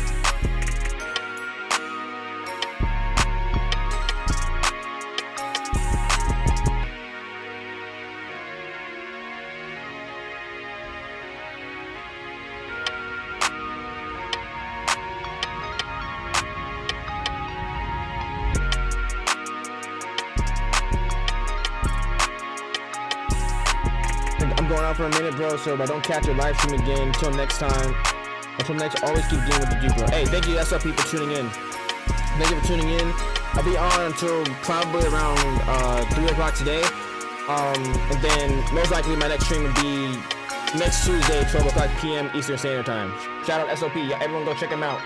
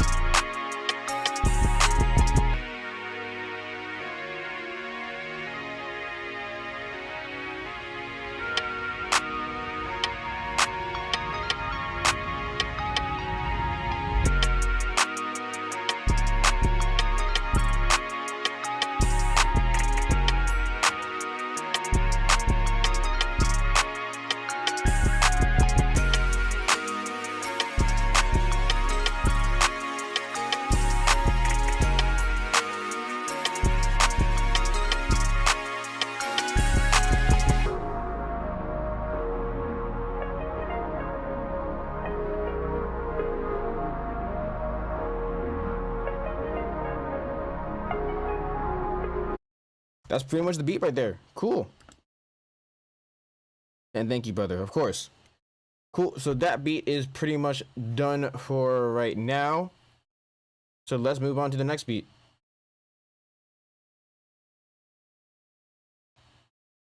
Yeah, I like that a lot. That was fun to make. If not already, please follow me on whichever platform that you're streaming on right now. I'm currently live on YouTube, Twitch, Periscope, and my personal Facebook page. So if you're on YouTube, please hit that subscribe button and turn on notifications so that way you know when I post more videos as well as more live streams. New videos every Wednesday. And then also every live streams on Tuesdays and Thursdays at 12 o'clock p.m. Eastern Standard Time. So if you're on YouTube, greatly appreciate it if you hit that subscribe button and turn on notifications. If you're on Twitch, hit me with that follow. Periscope as well. I'm pretty sure it's follow on Periscope. And then if you're watching this on my personal Facebook, obviously you already have me on there. But yeah, new beat. I'm happy with that one. Let's see. What do I feel like doing now? Matter of fact, yeah. Let's look for something. I got a lot of different loops on here. There was another one that I was playing yesterday, actually. I think that I wanted to do. It's like a newer pack that I have too. Let's see.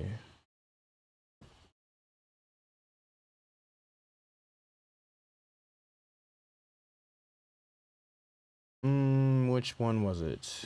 It might have been that same pack, actually.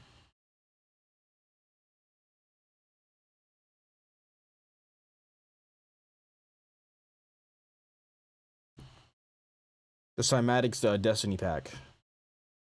Okay, might have been the same pack.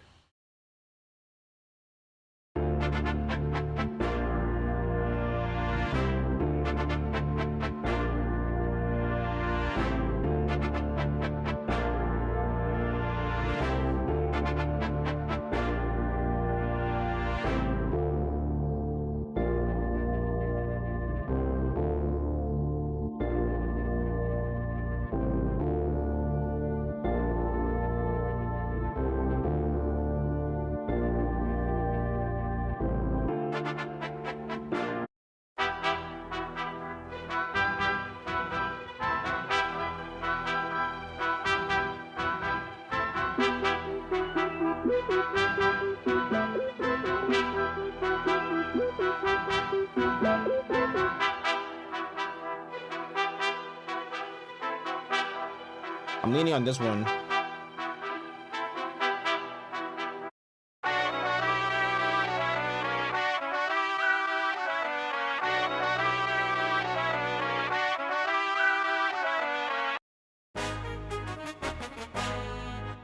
It's between those two right now.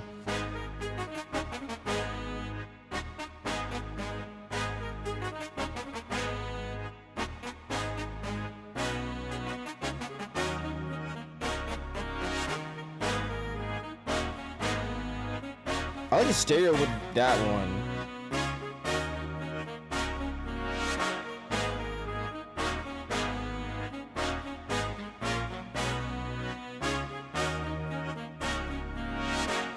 Let's play this one again. I'm gonna try this one for right now.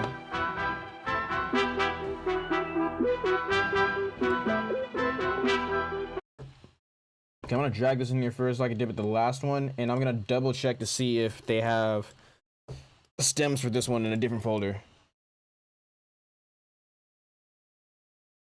Okay. They do. Sweet.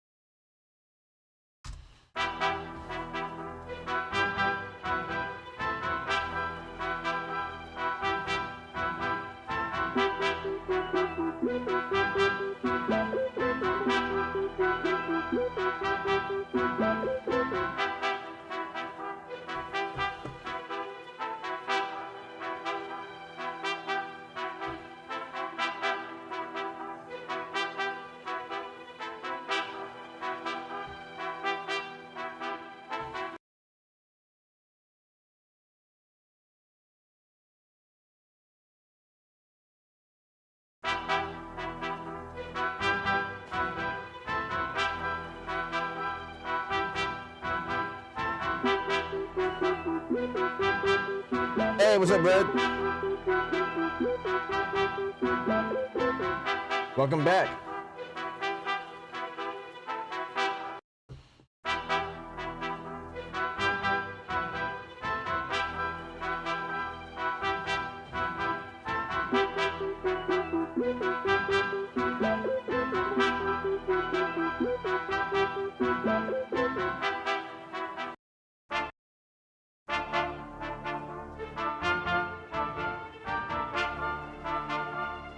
How you doing today, Red?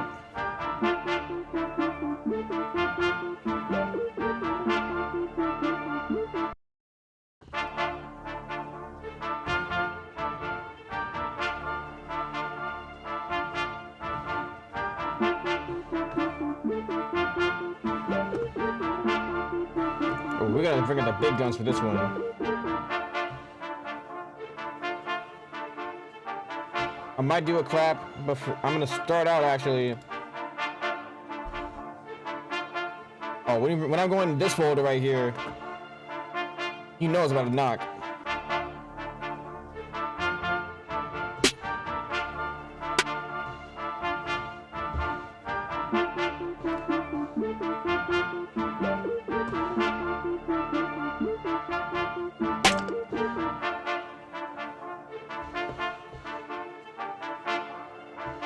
So good, how are you? I'm feeling great.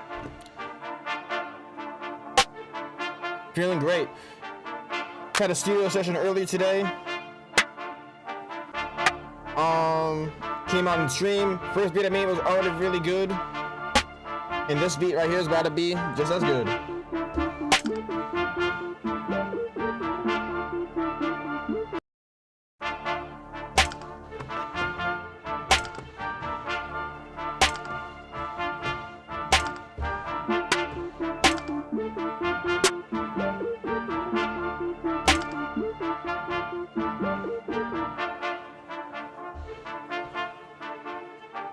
Try this, 2 different snares.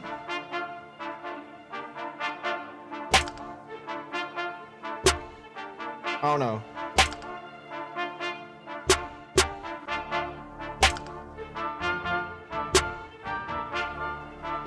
Let's try it, why not?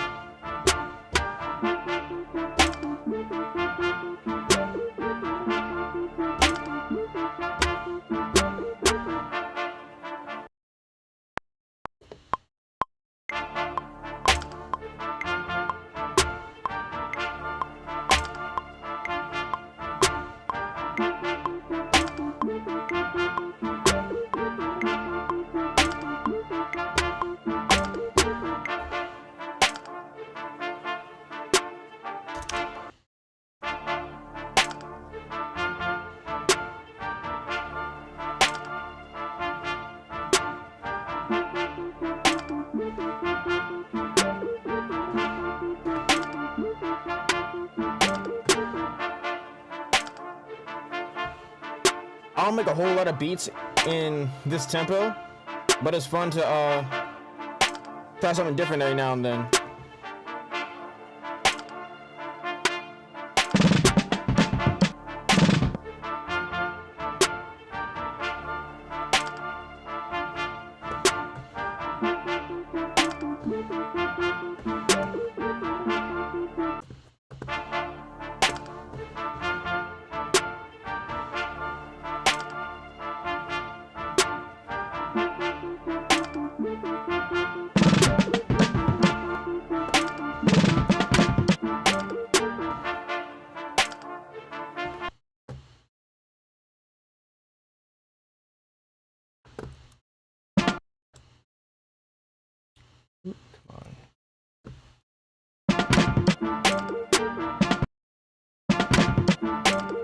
Okay, when I get that right, that's gonna sound kind of cool. Hold up.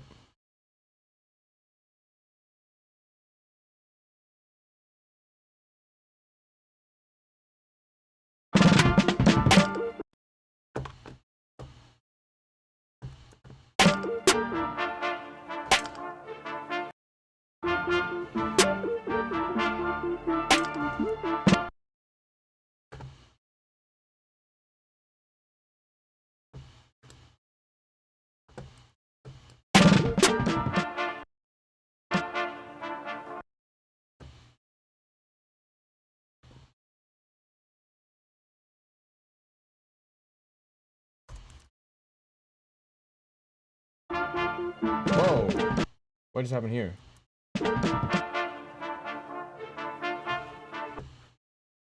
Oh, did I just delete that machine? Oh, please tell me I didn't delete it by accident. Oh, no.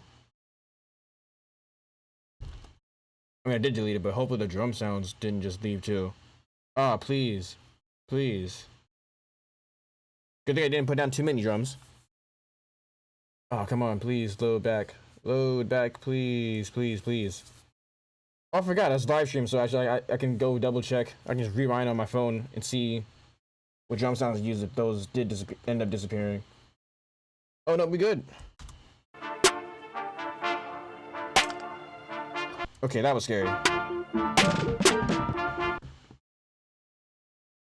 Okay, so I'm gonna solo those really quick, actually.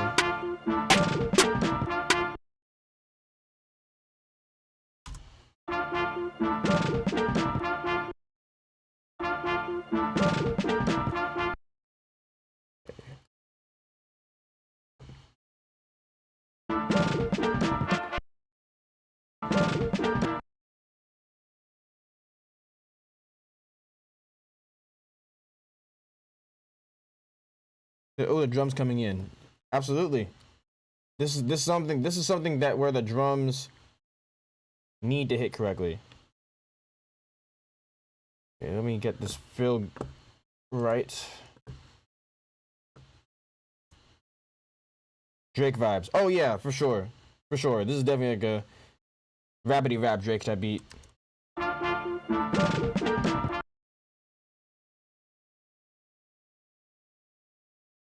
Okay.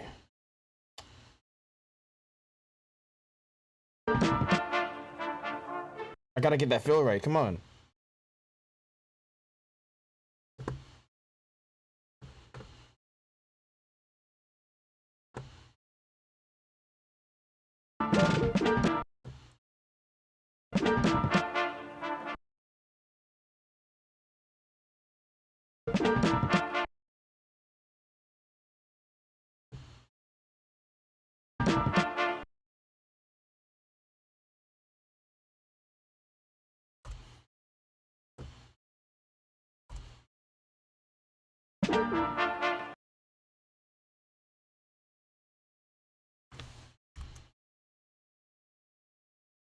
How did I even?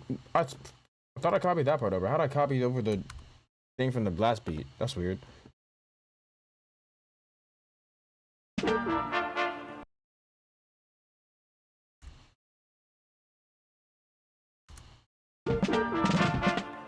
Yeah, I'll come back to that. That's frustrating me a little bit.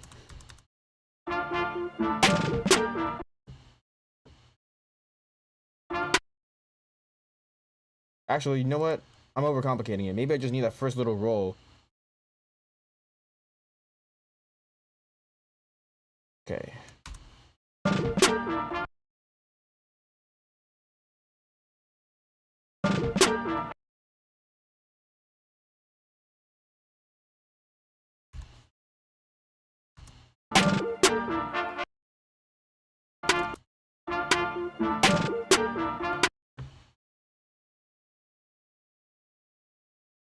Okay, let's try this instead. Okay, we're going somewhere with this.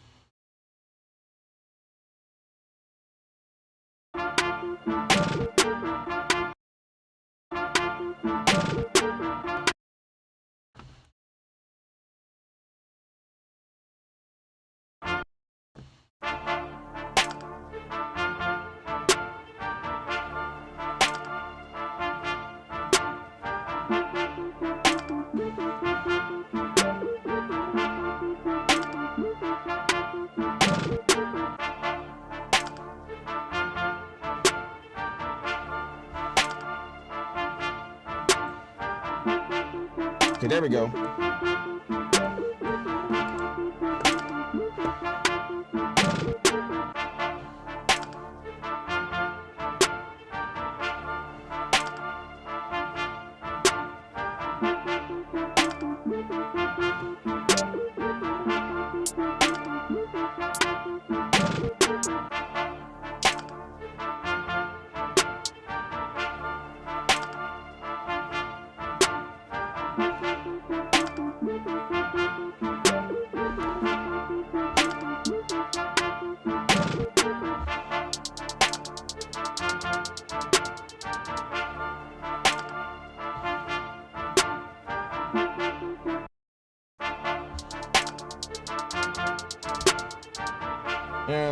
try to do it in hi-hat.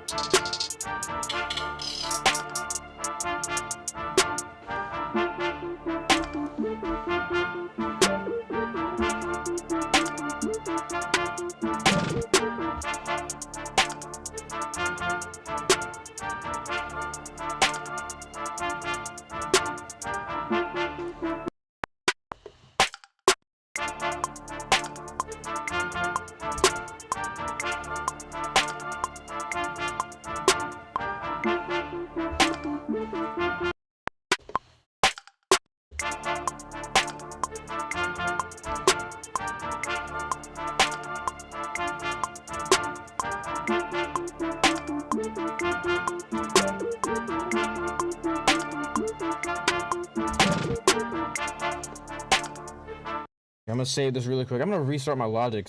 I don't know if it's so you gotta give a little freestyle rap on it after you finish. Oh, oh snap! We'll see. I haven't freestyled in a minute. I used to freestyle all the time back in high school. I miss it. I still write raps, of course. I haven't freestyled in a minute though. I miss freestyling in high school. Those are my best freestyles. Let's see. What do I want to call this? We're gonna call this. What do I want to call this one? I want to Red. You named the beat last time. What you got? Unless I just think of something right now. It's gotta be like. What do I want to call this? I want to call this. I'll call it fight music.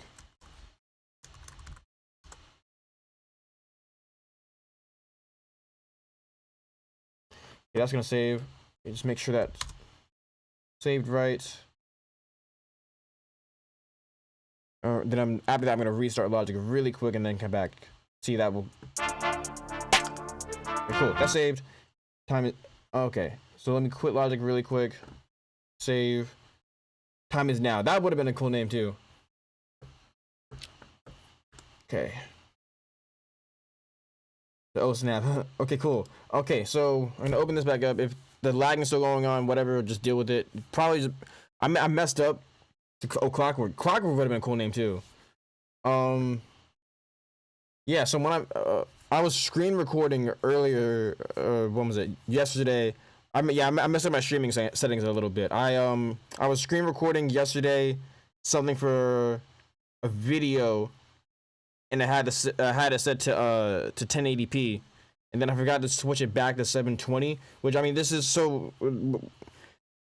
My computer is pretty fast, but it's not new. It's not like super crazy fast. So it's good when I'm like just doing like normal production stuff.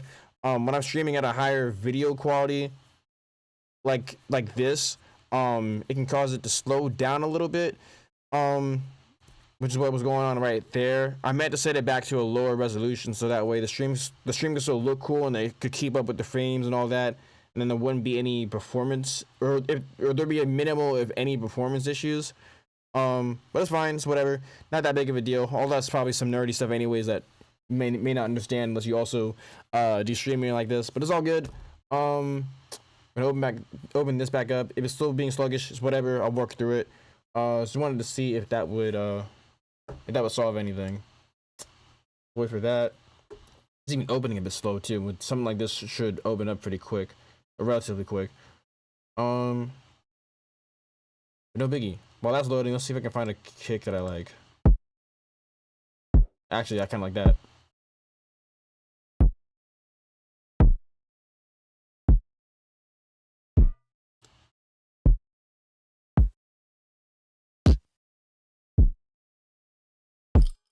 I'm leaning towards. Yeah, so I'll play that with the beat. Did this freeze now? Okay. Anyways, there we go. So okay, after the beat starts playing again, I'm going to. It's probably gonna be between those two. Okay, I'm gonna wait for this.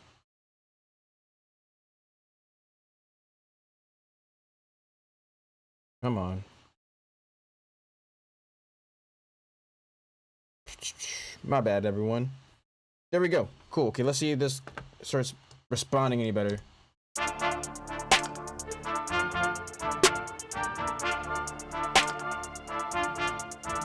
Okay, a little bit. So if he's, oh yeah, you know what? You're right. I should have freestyled right there. Oh well. Okay, cool. Okay, so that kick punches through the best.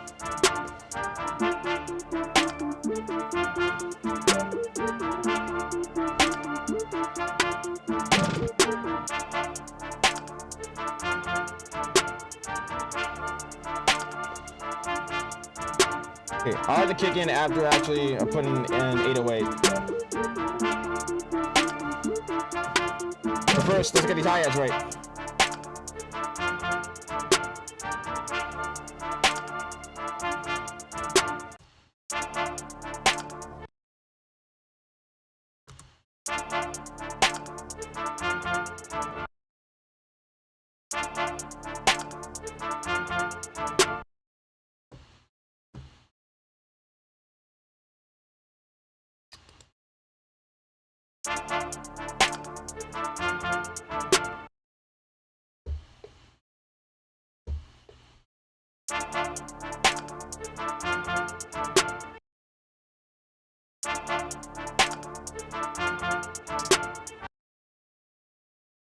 Yeah, still lagging a little bit, but not a big deal.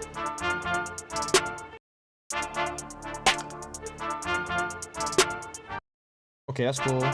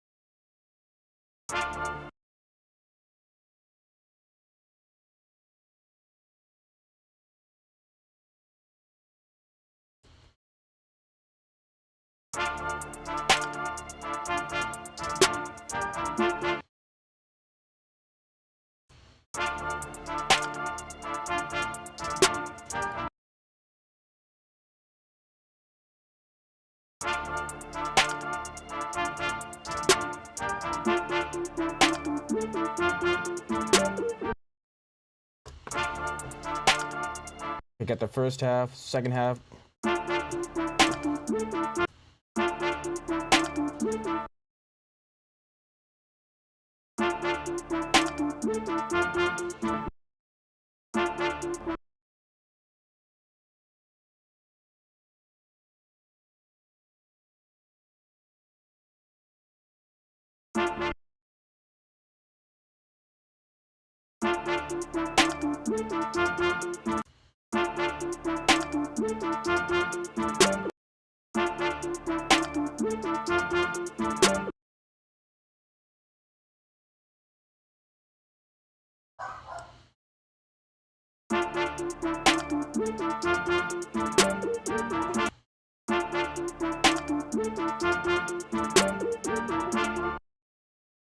Try those instead.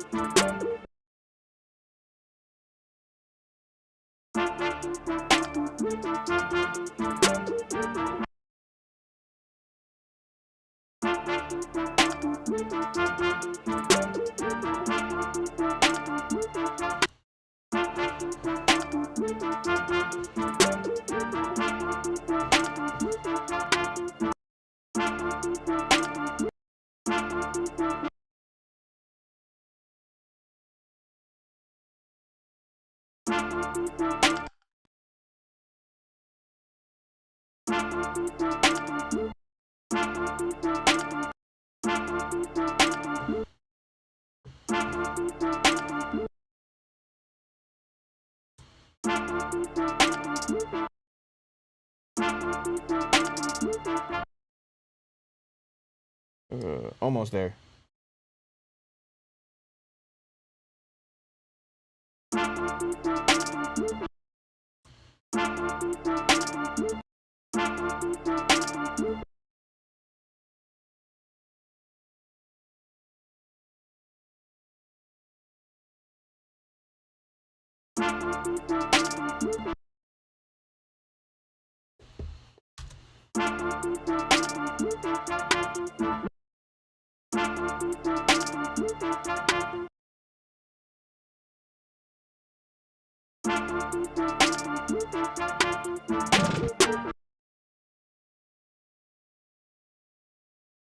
Almost there.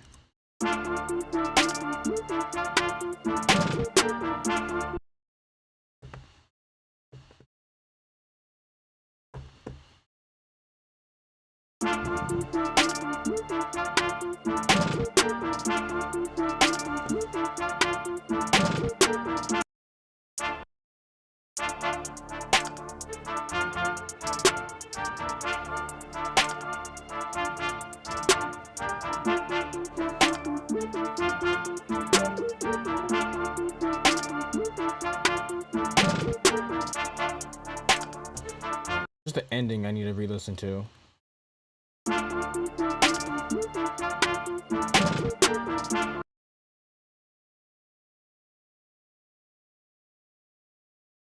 Yeah, let's fix that up a little bit. Take those notes on the end. That's a little extra. Oh, I hear a puppy in the background.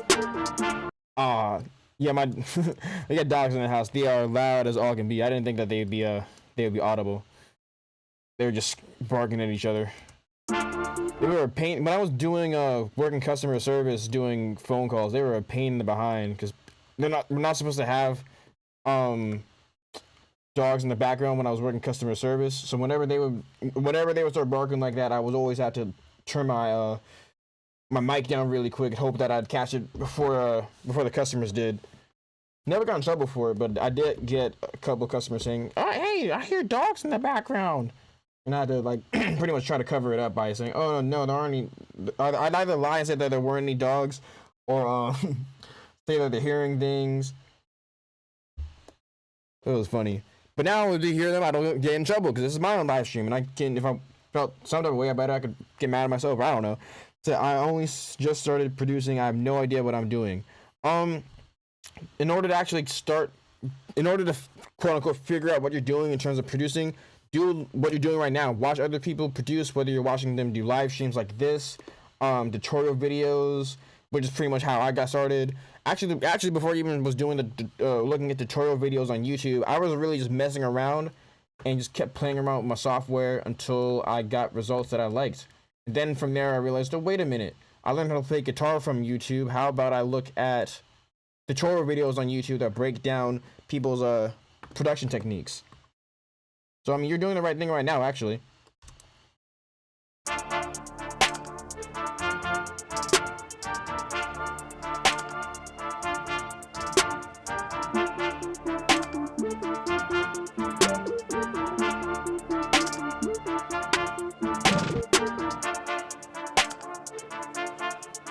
Okay, looking for a couple more drum sounds. I'm gonna start off with a hi-hat.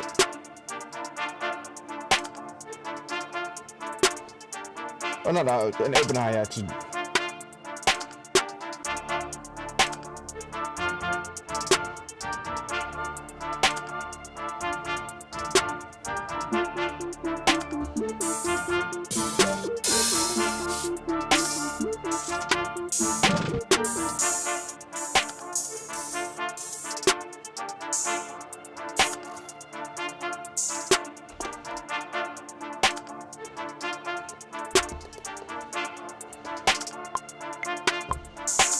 Come on. I made my first drum loop today. I think my problem was trying to jump straight to sampling. I'll respond to that in a second. Oh, I didn't put that on. I'll respond to that in a second, actually. Ahmed, you're awesome, by the way.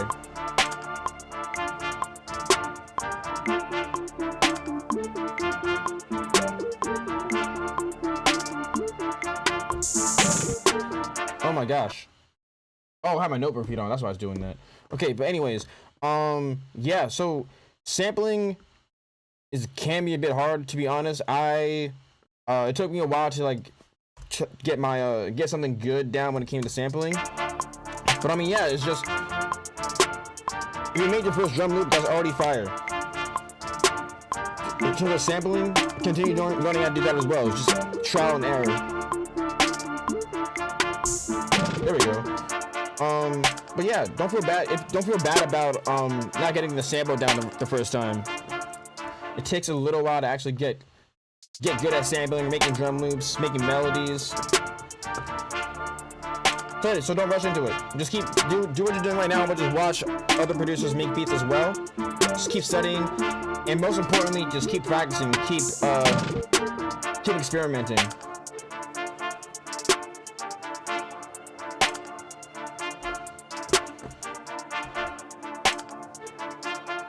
Okay, looking for some more drum sounds.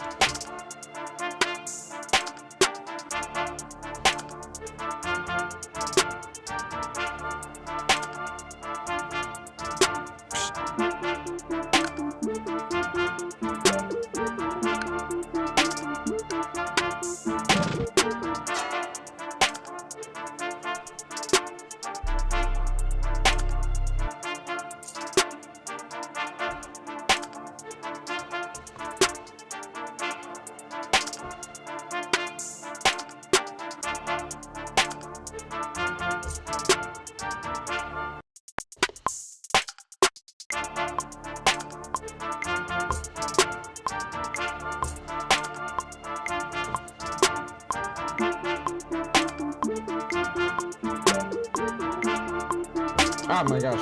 Okay. Really all that.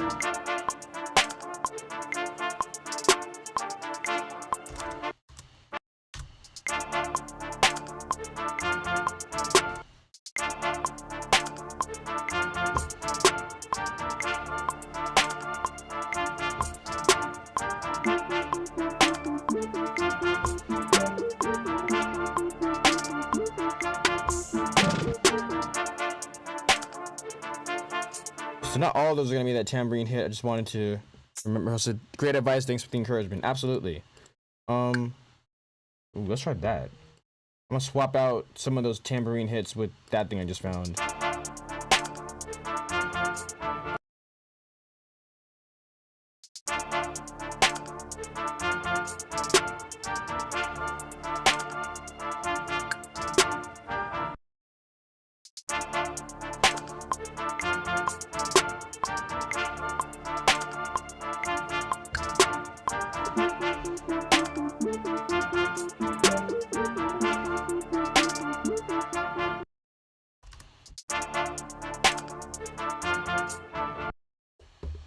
Nudge that over a little bit, actually.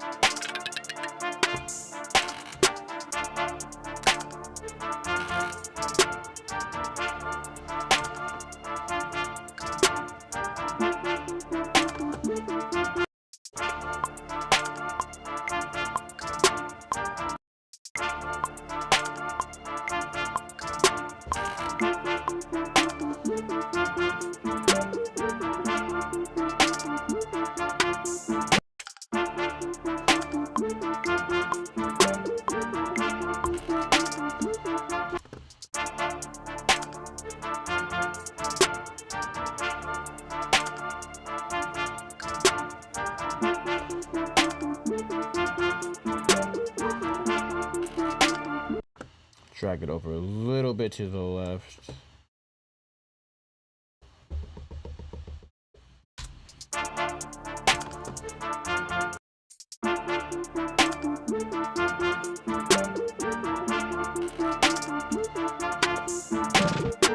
Not 100% sure about that, but I'll keep that going for right now.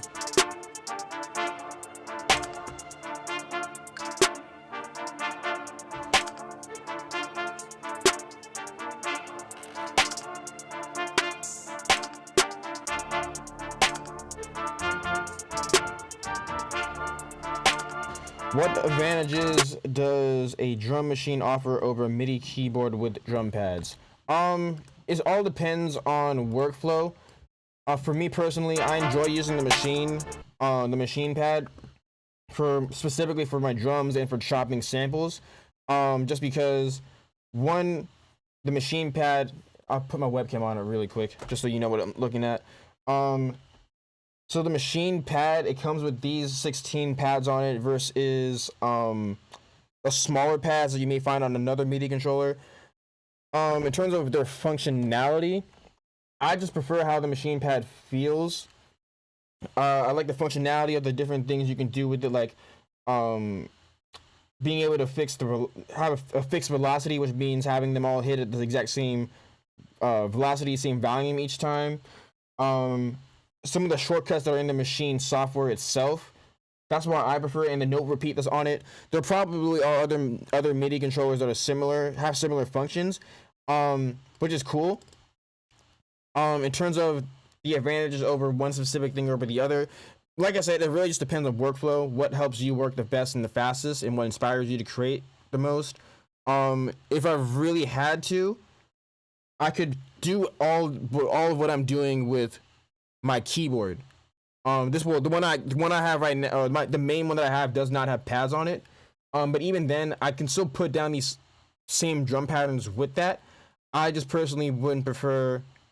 I personally don't prefer how it feels, especially if I'm doing maybe a more complex drum pattern. But it's still, for me, it's really it's a thing on feel, and also because I specifically use the machine software as a plugin inside of Logic to trigger my different drum sounds. So in terms of advantages, depending on if you did everything 100% in Logic, it may be just a comfort thing, I guess, would be the advantage. But yeah, I don't know what you currently have right now, but whatever you have right now, stick with using that, because that's just what you have at the moment. Maybe if you want to get an additional drum pad later down the line, you definitely could. But I've seen a lot of producers, including big name producers who have stuff out on Billboard and Rap Caviar and all that stuff.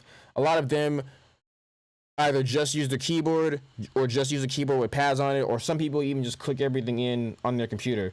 Yeah, so it really is all just personal preference.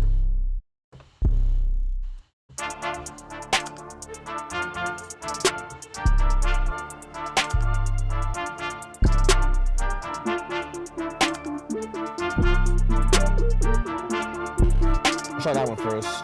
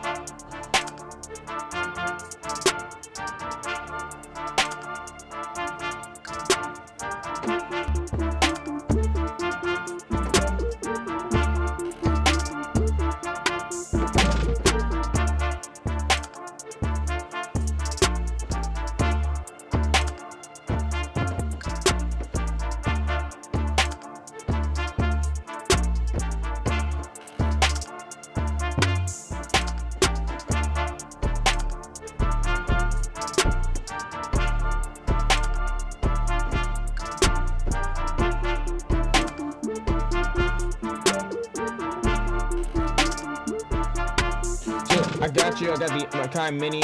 I'll probably get a drum machine once some more experience. That's what I have that too. I use that when I'm on the go producing mobily. And that definitely does more than get the job done, especially if you're just starting out.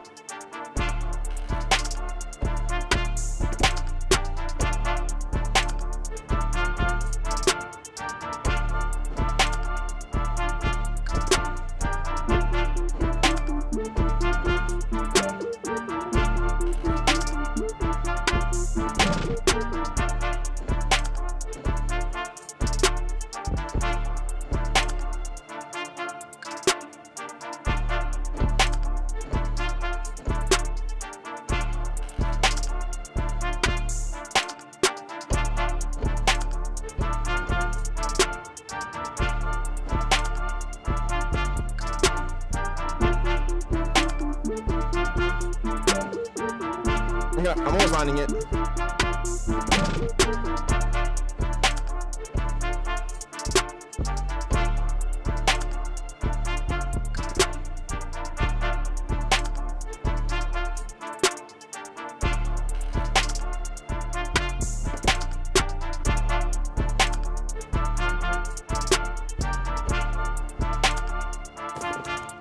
Okay, let's put this down.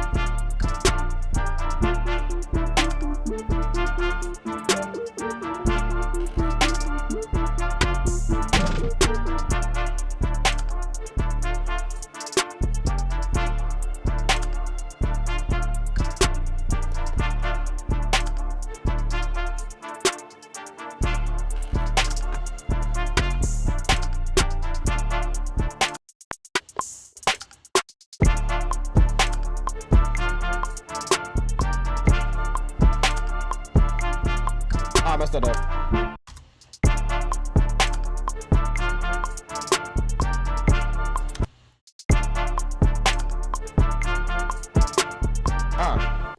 I'm gonna get this right.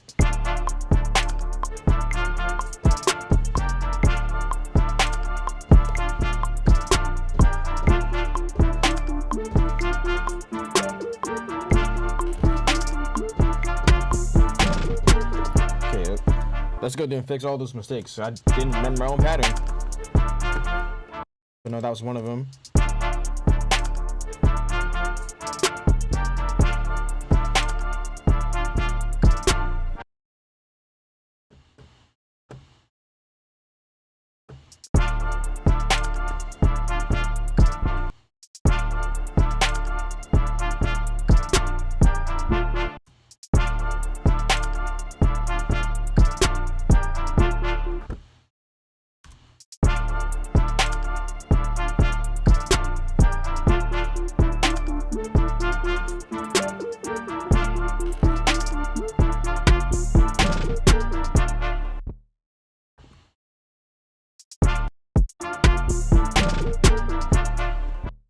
There we go.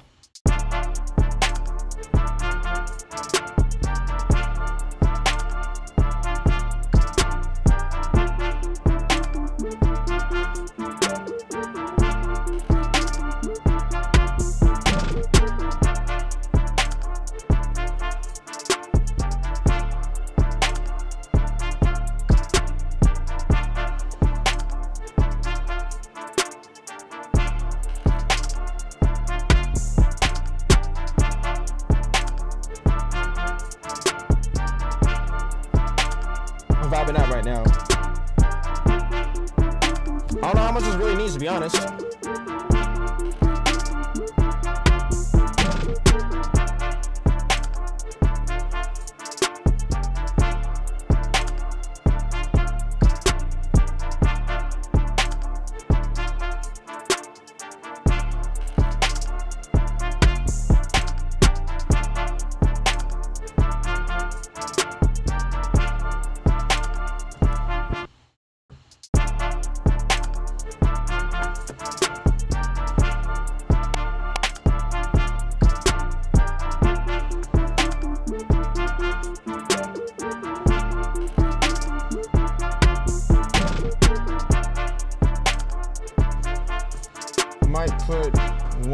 everything down.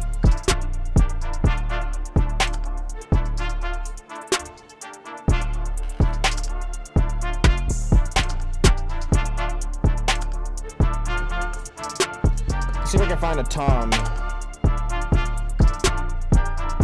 drum just for that, just to hit on the last couple of rhythms.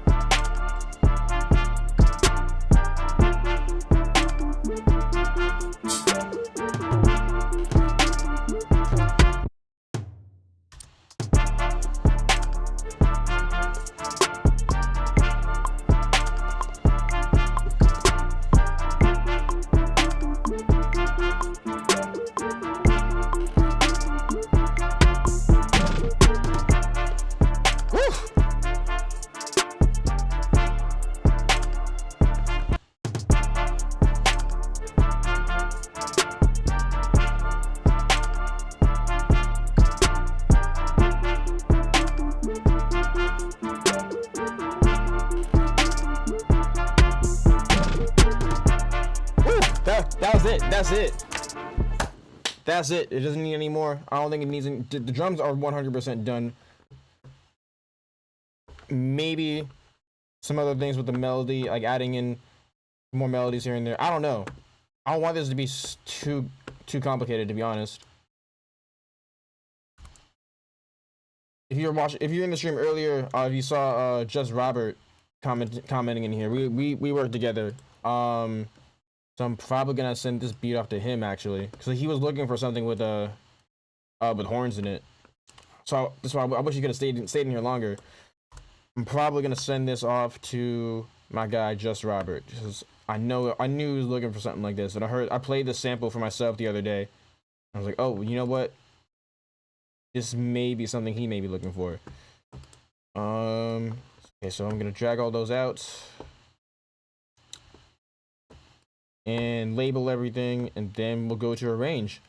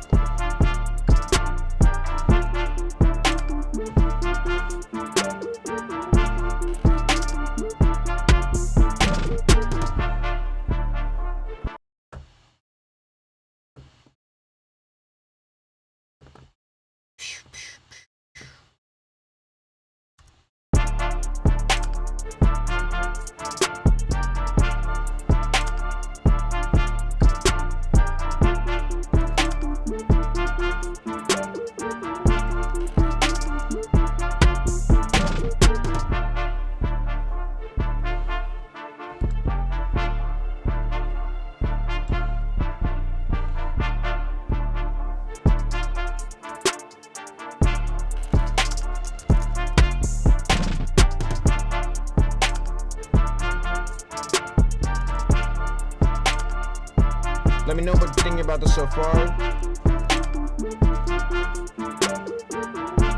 Feel free to leave any suggestions. I may or may not take them depending on if they fit this vibe of the beat.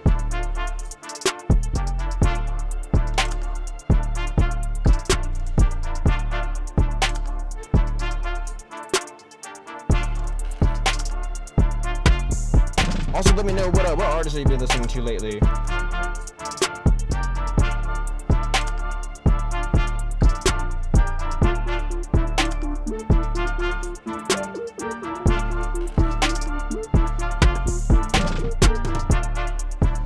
Oh, I forgot that the Midi for this too. Hold up, wait, I want to hear what this sounds like. I know it's on a piano right now.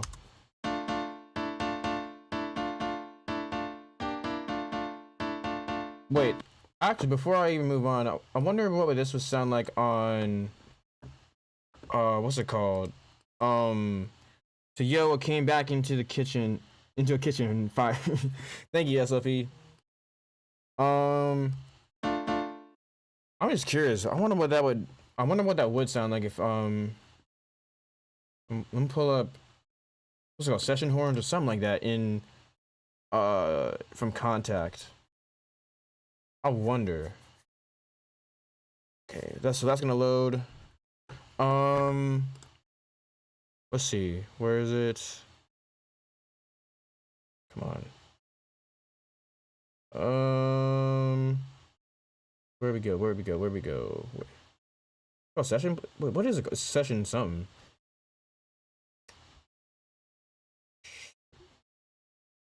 One second. Session horns.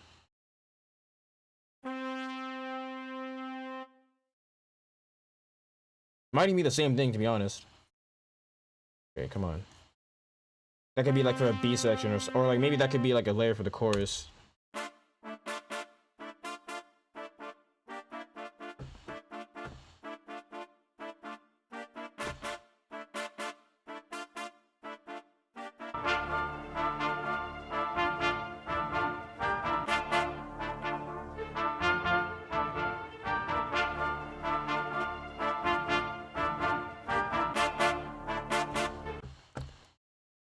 I wonder. I might be able to use this actually. Hold up.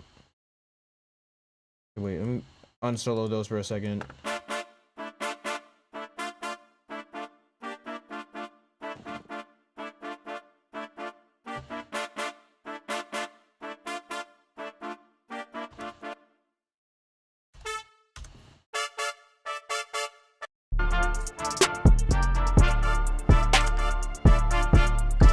Okay, I'll tuck those in a bit. Yeah, I might just use that for that might be for the chorus. And we'll see what else I can add in there later if necessary. But honestly, this doesn't have to be super complicated. So when you make a beat, do you tend to have an artist in mind or just do whatever you like in the sound of? Great question. That's a great question. So when I'm just creating to create, I don't always have an artist in mind. For example, I usually don't come in, not always, it's different all the time. I don't always, for example, I don't always come into the studio with the mindset of, I'm going to make a Drake type beat today. I'm going to make a Travis Scott type beat today. I'm going to make an Eminem type beat. I usually do not come into the studio thinking about that. However, I also work with artists hands-on, and I also do custom beats for artists. So for example, this beat actually in particular, I actually do have an artist in mind with this beat. Is an artist who I'm currently working with. His name is Just Robert. He was in the stream a little while ago earlier today.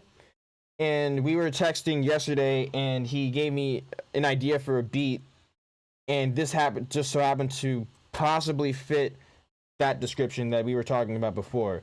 So in the case of this specific beat, yes, because I am working with Just Robert, and I wanted to work on something for him right now. The first beat that I made in the session, I went that completely blank. I didn't have anyone in mind at all, actually. I just created to create, and then that one will most likely that one will go on my website. If Robert likes this beat, he's going to have it. And we worked out a bit. We have our own business agreement in terms of what we're doing in terms of the exclusive rights for this beat if he decides that he wants this one. So, but yeah, I don't always. So to answer your question, it always depends. Sometimes it says, I'd like to see videos with how you use your Mark III with Logic. Awesome. Actually, I do have. Let me open up my browser really quick so I can drop this in the chat. I actually do have a video where I show exactly how I get my the machine software to work inside of Logic, as well as so that will apply to whatever machine controller you use, whether it's the Machine Mark III, the Machine Plus, Machine 2. So just one moment, just wait for my browser to load. So yeah, so that video will not only will that video walk you through exactly how to use the machine inside of Logic, it actually comes with a template. It comes with it comes with the exact template that I used to set this up for free. It's a free download actually. So let's see how to use Machine inside of Logic. So if you haven't already checked this out, I'm going to drop this video link in the chat. One moment so this can load. It's gonna maybe take a second just because I'm also live streaming at the same time. I might probably should just pull this up on my phone and drop it in the chat. Which I might in fact I'll there we go. Okay, so that's loading up. So yeah, so this video will walk you through exactly how to set up and use the machine inside of Logic, and also in the description of that video. I don't want to go to analytics. In the description of that video, there will be a link to download the template that I'm using, so that way you don't have to really do any setup or anything involving setup. You can just go ahead and open the template, and then you'll be good to go. Okay, so enter that. That's the video right there. So okay. So that's the video here. I'll also drop the template as well. So watch that video. That will show you exactly how to use it. And also, here's the link to download this template. There you go.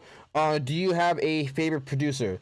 I don't have one favorite producer. I actually have a lot of different producers who I draw inspiration from. Wait, did I spell that wrong this entire time? No, I didn't. Okay. So I have multiple producers who I take inspiration from. I don't have one in particular that's my absolute favorite. But I do have different producers that I draw influence from.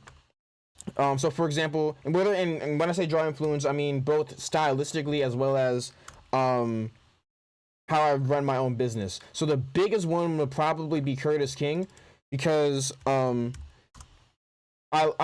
love everything he's doing all around, whether it's his career itself, from his music itself, to the actual advice that I've received from him over the, I think, 6 or 7 years that I've been watching him on YouTube. He's probably number one. It's also because he just can't, like, I found his channel at a time when, like, I really needed to, when I was working with 2 other artists on a project, and I realized that I had to really step my game up in terms of just getting my beats better, and also just learning different ways to get my beats in front of more people. So he's probably number one if I were to have a favorite producer. But there are other producers also who I heavily take influence from. I draw a lot of influence from modern producers, like Nicki Minaj will be a good example. A lot of stuff that's on the radio, I actually do draw influence from that. Internet Money, in terms of like the style of beats that I make. Who else? Timbaland's a big influence because we're a big reason is because we're both from Virginia. There's some other producers. I really like DJ Payne 1. I'm just drawing a blank now. I'm trying to think of people who I take influence from stylistically. I mean, I just draw influence from just various styles of music. DJ Premier, L. Dre, who's another, like, a younger producer on YouTube as well. Who else can I think of off the top of my head? Those are really, I mean, in terms of, I guess, like musically, those may be some of the main ones, to be honest. And then also just from other just music that I listen to, which, like, I draw a lot of influence from rock music, EDM music. So San Holo, he's actually a big influence. So yeah. Long story short, yes, I do. No, I don't have one favorite producer, but I do have multiple producers who I draw influence from, not only musically, but also in terms of business, in terms of how to run a music business, in terms of how to get people to engage with content on social media or on YouTube, driving traffic to my website, different things like that. Okay, so, and let me just chop this loop right here. That will be for the verse. Okay. But yeah, feel free to keep asking questions like that. I'm gonna get back into actually making this beat.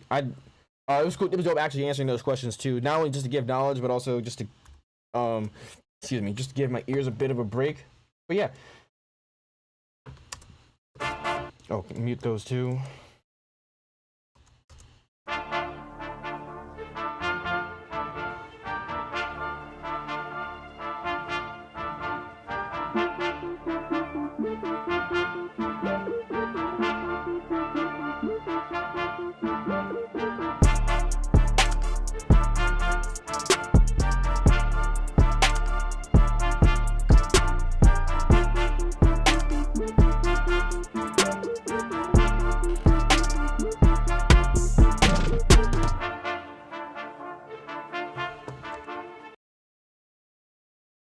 Okay, cool. So I was gonna energy will drop a little bit in the verse. I'll have those drums kick back into actually. All new style of music and originality was created by always being different and not by doing type beat. Type beats are only recreate a already made style. Let me go on that for one quick second, and then actually I'll get back into this. So, I do have a very strong opinion about type beats. Some people absolutely hate them. I don't. I actually love type beats. Why? Because some people do think that type beats are people stealing someone's style, and I 100% disagree. That is the case for some people, but no. So when people are making type beats on YouTube, for example, a lot of people aren't just listening to Logic and saying, "Oh, I'm gonna copy Logic's exact style, his exact rhythms, and make a beat and hope that someone buys it because this sounds exactly like Logic or like Drake or like Lil Baby or whoever, Megan Thee Stallion or whoever else or whatever other type beats people make." I think people more so like this beat, for example. I didn't make this beat with well, I did make this beat with an artist who I'm working with in mind, but for the sake of example, I didn't make this beat with thinking, "Oh, I'm gonna make a beat that sounds like who rap over this, Joyner Lucas or Drake." I didn't make a beat like I didn't make this beat with them in mind. But if I were to post this on YouTube, I definitely could label this as Drake type beat, Joyner Lucas type beat, Lil Baby type beat. But when I do that, or when another producer does that, they're not trying to jack their style necessarily, because you can make original music and put so and so type beat on the title. That's actually for SEO. That's for people to discover your beats on YouTube. Because if, for example, let's say you did make a beat where you just genuinely could not put a label on it, which I think honestly could be a bit of a stretch. But let's say, just for the sake of example, you do make a beat where it's just not possible to label it with another artist. Or not, actually, no. More realistically, let's say you make a beat. Okay, let's say you make a beat that is original. You played all the melodies, didn't use any samples or whatever. Let's say it's completely original, and you're trying to sell it on YouTube or BeatStars or whatever like that. If you put down someone so and so type beat on it, like let's say Drake type beat, Eminem type beat, Joe Budden type beat, that'll help people search for it on YouTube, because that's how you get people's attention. People need to search for it. Think of YouTube as a search engine. So people will have to search for it on YouTube to find the beat and use it and download it. So if we just put it, this is specifically for people who are uploading beats to YouTube. This is slightly different when you're sending beats to artists, but this also does apply to that as well. Apologize if I'm being a little bit scatterbrained. When you post a beat on YouTube and if you label it so-and-so type beat, that will allow people to look for it. It doesn't necessarily mean that you copied that artist, but it gives people something to search for. Whereas if you just were to put this up, what I call this beat, if I were just put my producer name, L Marquis Productions, Fight Music, and I post it on YouTube, honestly, it's going to be really hard for people to find it. Because I didn't put down someone else's name that someone's familiar with. That could be a keyword that I rank for. Okay, that really was all over the place. I do apologize for that. But trying to summarize that, what I'm trying to say is that just because someone labels something as a type beat, it doesn't mean that they're copying someone. It may mean that, this beat sounds like me. However, this also fits within the tempo that J. Cole would rap over or Jay-Z would rap over. So I can label this as, if I'm selling the beat online, I can think, oh, okay, this doesn't sound like a beat that J. Cole already used, but I can definitely hear J. Cole rap over it. That would be a good example of a type beat that's original, but it's still a type beat. Same thing when I'm making beats for, if I were to make a beat for a specific artist, which I did with this one, but also for another, last sake of example, then I'll shut up and get back to the beat. Let's say, for the sake of example, I'm working with Lil Baby, and I know what type of beats Lil Baby raps over.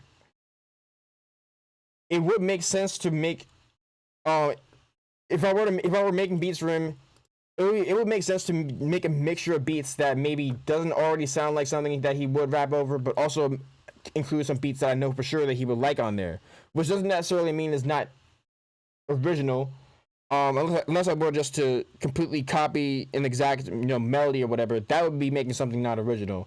But then if I know that he likes to rap over beats in a specific tempo, that he likes to rap over beats with certain instruments, I think that would be fine. I think that would be a smart way to actually make a beat for an artist. Doesn't necessarily mean that's not original. It just means that you're making a beat with an artist in mind, which is the number one most important thing, in my opinion, when you're producing for a specific artist. But anyways, my bad for the long rant. Hopefully I didn't just bore everyone to death. Hopefully I just dropped some knowledge right there. But anyways, I'll shut up and get back to the beat.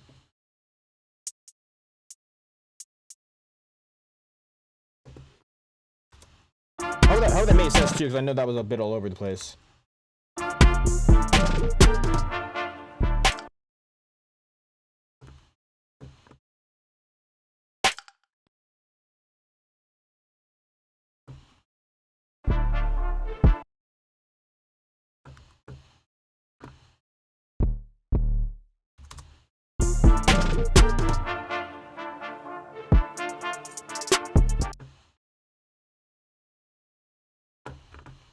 Okay.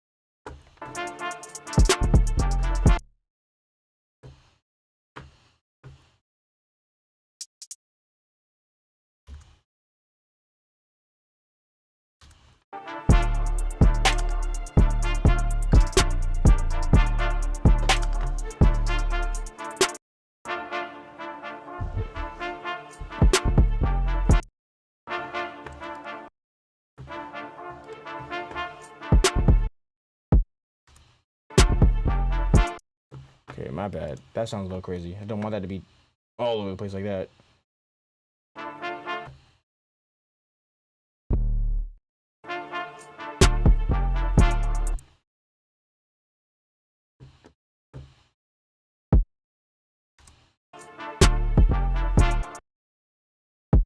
There we go.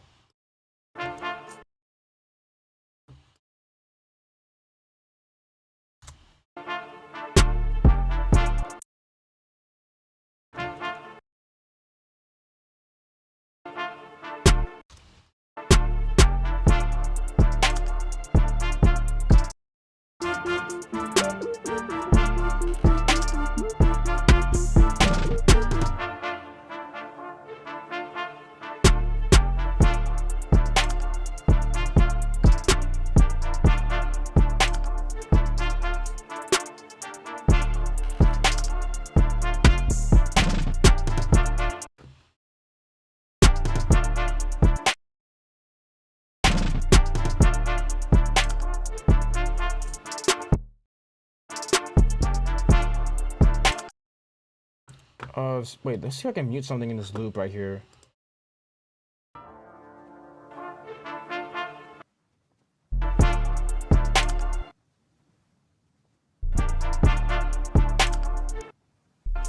Oh, that's what I'm looking for. See what it sounds like to mute the violins in this part.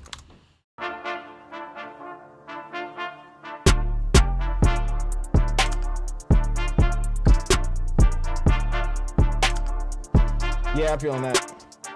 Then come back in.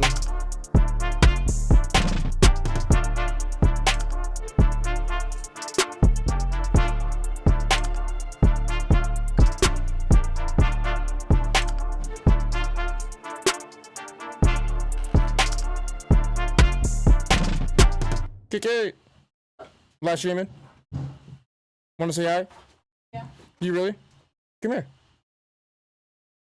This is a cool part of live streaming. Sometimes people just come in and you never know. Kiki, say hi. Hello. This is my sibling, by the way. I have the coolest brother ever. Aw, she loves me, I think. I mean, maybe in this moment. In this moment? He's talented though. Please buy his beats, get in the studio. I've seen this man grow. He is very talented, very professional, and he will get you right. So come invest. I don't know if they heard you or not, but my mom said hi too. We're all proud of him. We love him. But yes, give him money. There's a PayPal donation link in the description of the video if you'd like to donate. And tips, social media coordinator, promoter, just because you can give me money too. Want me to put your Cash App in there? Yeah, why not? I'm just saying. What is your Cash App? 1, 2, 3. Wait, no. Shark, you got 3 seconds. Kiona May, what, Kiona May or Kiona 123? Kiona May 1. Cash App Kiona May 123, $100. Okay, let's get back to this.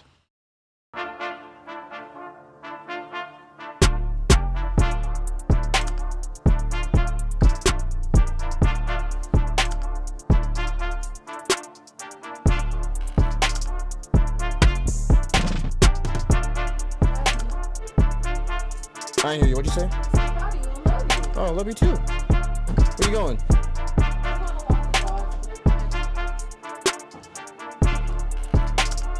Have fun, be safe, wear a mask, don't talk to strangers.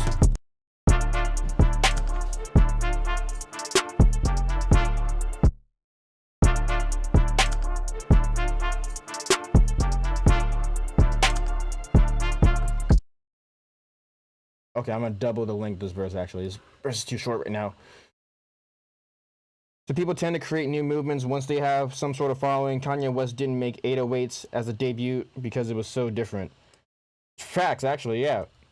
I mean, yeah, there definitely is an importance to making stuff that sounds, that does sound different. Which I don't think is bad to necessarily draw influence from certain people. For example, this could be considered a Drake type beat, and it doesn't matter that maybe something like this could take influence from a certain artist. It does matter if you're just straight up copying people. So I think that's what SLP was trying to say. But yeah, there's nothing wrong with taking, in my opinion, there's nothing wrong with taking influence from something as long as you find a way to make it sound original.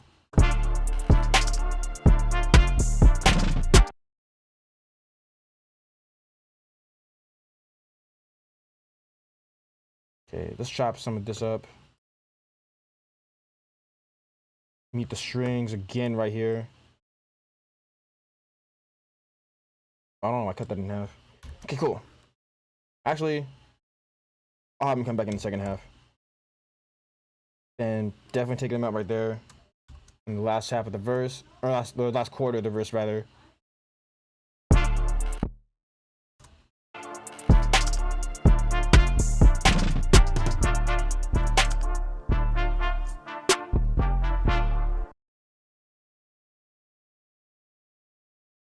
Okay.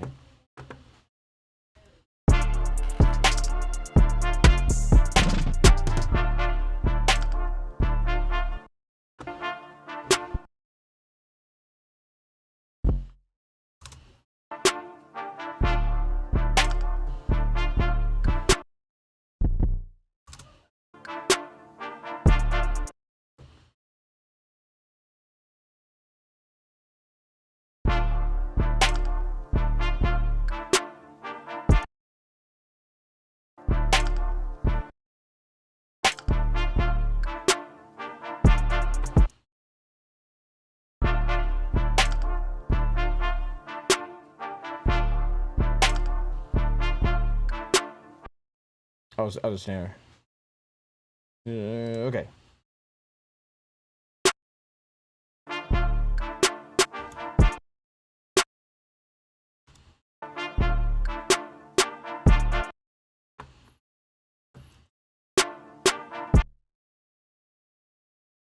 And I'm gonna chop up this loop a little bit too.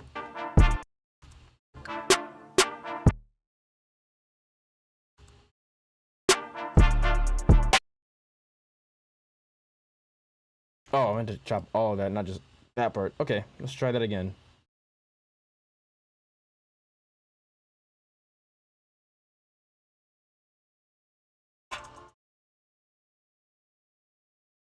Okay, my bad. Let's chop that. Okay. Copy. And paste.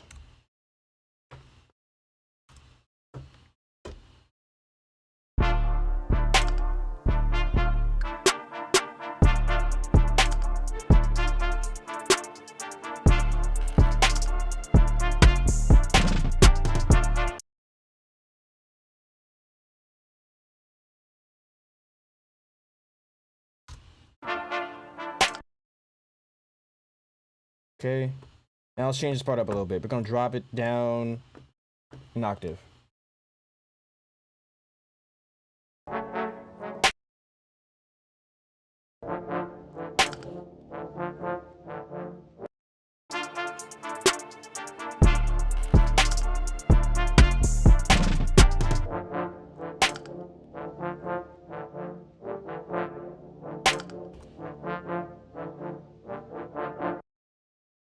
Oh, I know what I can do. Okay, so put like a synth bass right there.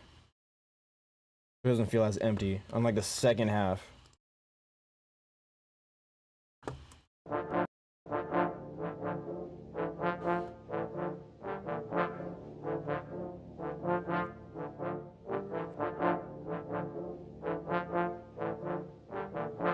Ooh, not Massive X, I want to open up.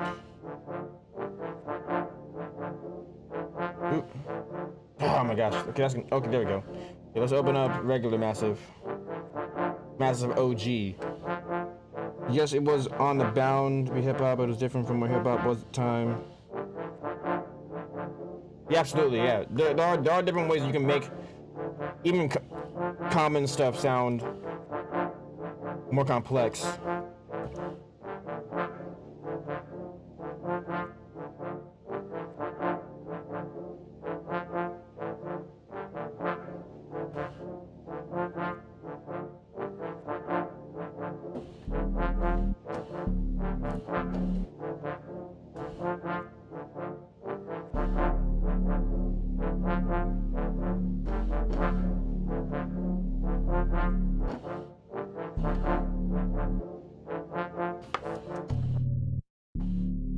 I'll try this one first. I'm gonna click through a couple other sounds.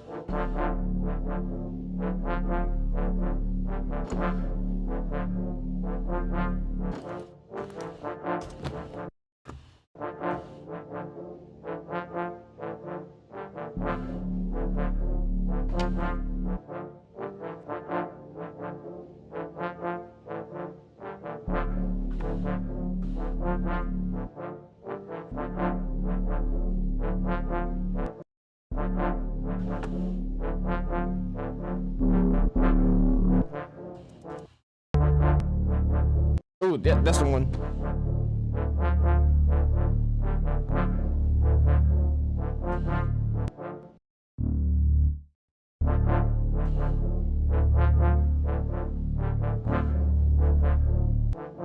Cool. Okay, and then the chorus is gonna drop back in.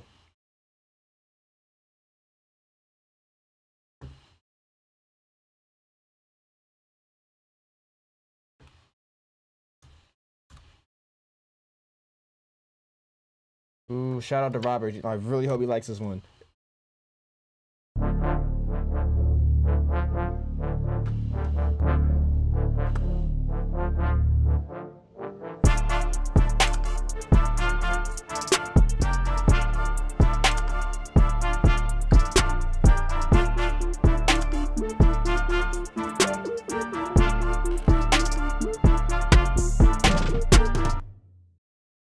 Cool. Okay, so that's, what was that? Chorus 2? Yeah.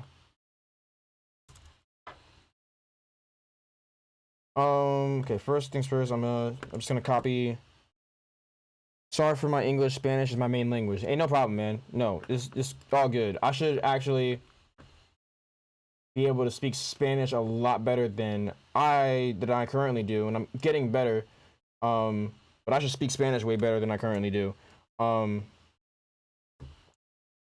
no, it's all good. You're no worries at all. Thank you, Ahmed, for being encouraging. Your English is fine. Don't worry.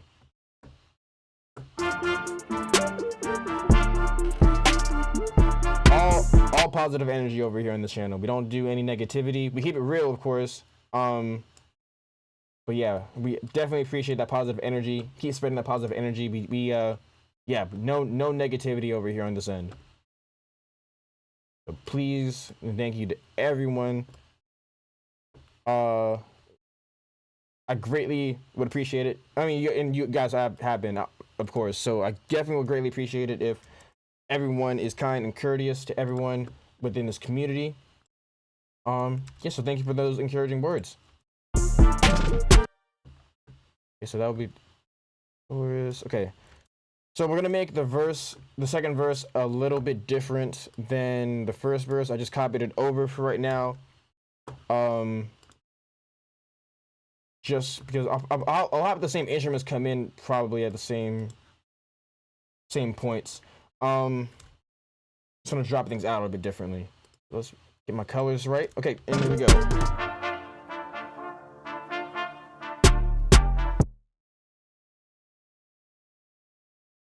All that actually.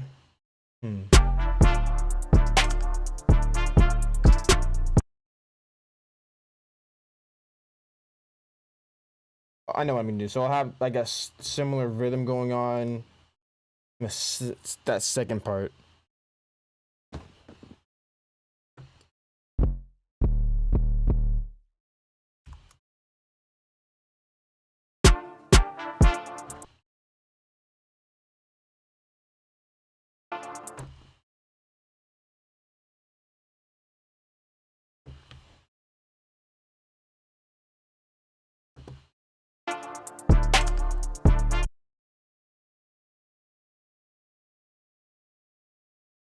Okay.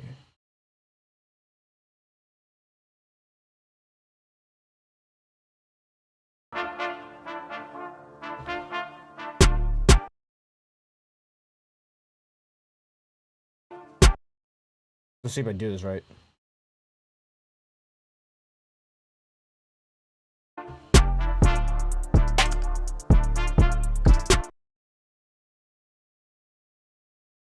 Probably not, but okay. Let's move this over. I know how to move that part over.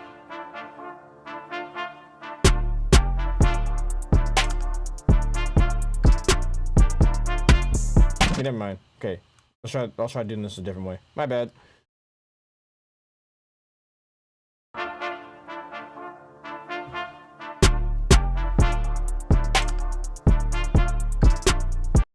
Yeah, so I wanted to go in right there actually.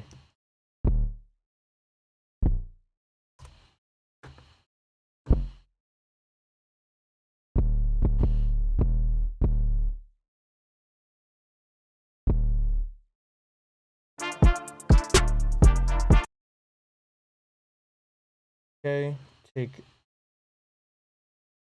those out.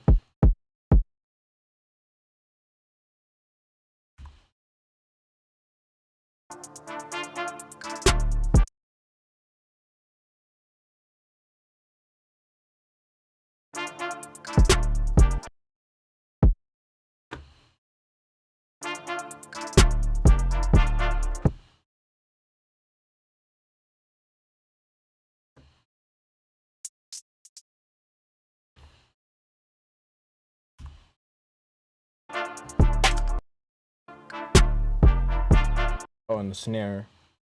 Which snare is it? Second one.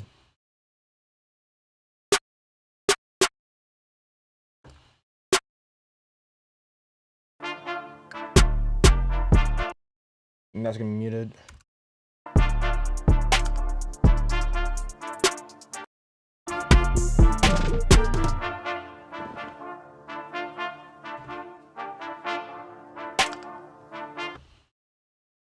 That's gonna be muted too. There we go.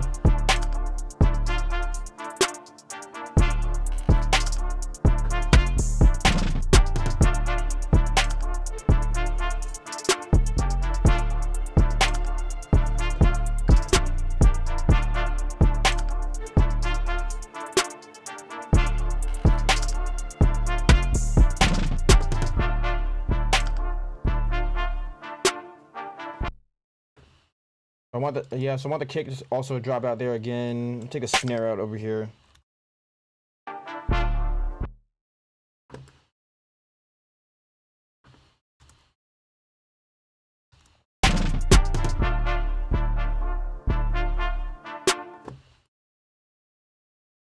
Take that snare out too. Oop.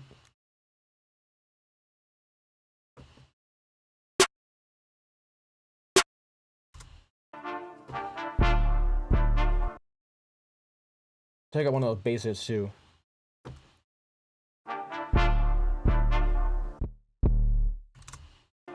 Matter of fact, let's do this. See what that sounds like.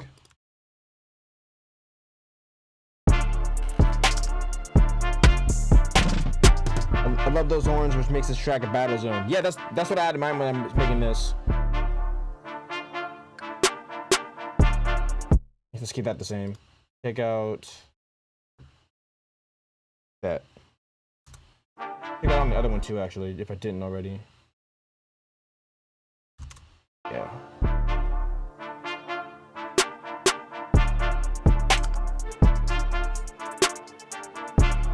There we go. This beat's done.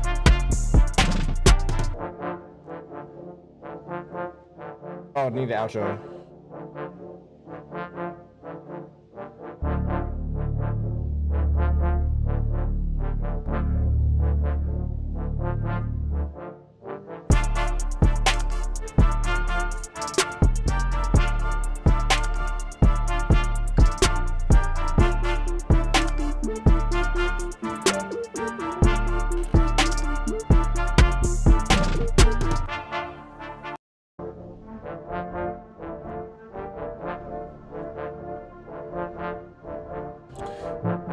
No, there's only one thing I think this beat's missing, actually. It's just one more drum fill right before the chorus. So actually, I'm going to the same folder that I found the other fill in. I'm going to see if I can find another fill from the same folder. Might be the first one.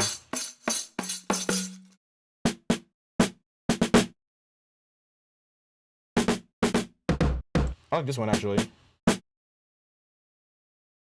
Make sure I still have the same smart tempo on. Cool, okay. Let's drag that fill down here. I might chop that up a little bit.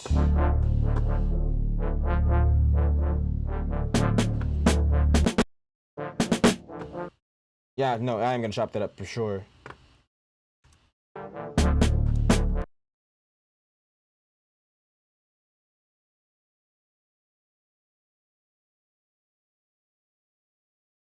Okay, let's move that over.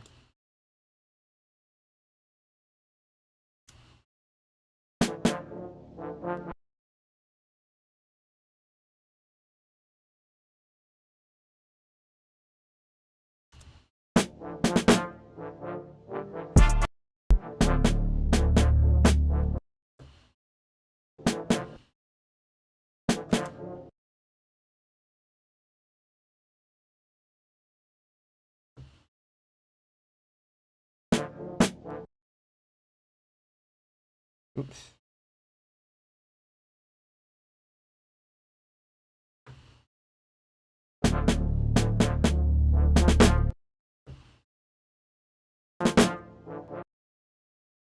Want that to hit. I want that one to hit over here.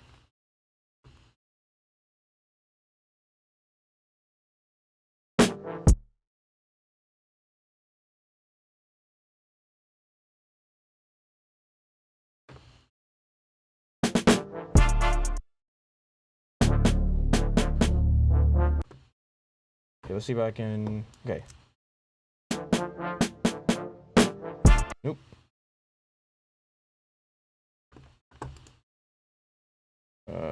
Almost got it.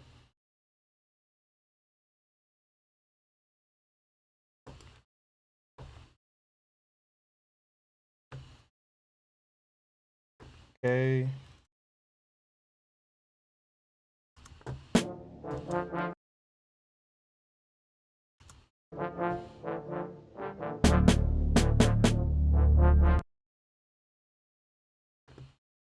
Oh, I missed one.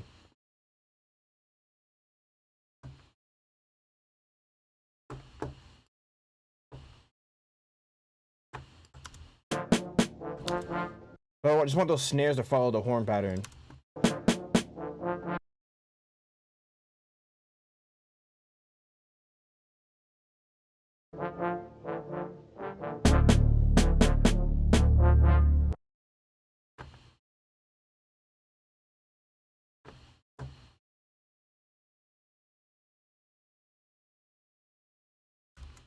Okay, almost got it. Almost got it.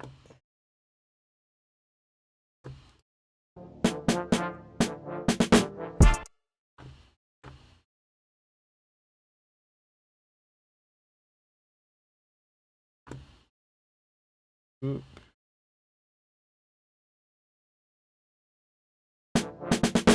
Ah, I messed it up.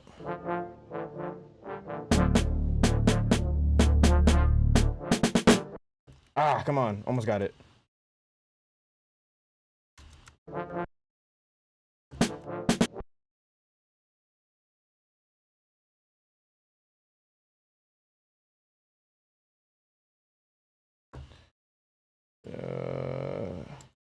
No, I don't want both of those. Just give me this one.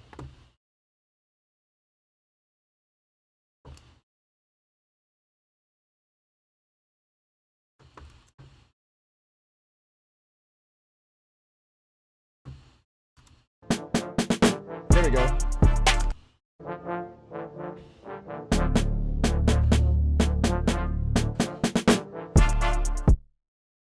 Okay, and I have one more idea I want to try with that too.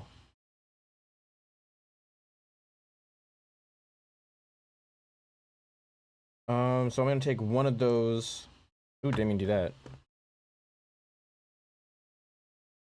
I'm gonna do a quick trick with some reverb, and then that'll be it for this beat. I stayed on stream longer than I planned to today, but this is awesome. I'm planning on getting off at 3 originally. It's 3:30 right now. Probably gonna end up being closer to 4, but it's dope. I knocked out 2 beats and I'm really proud of.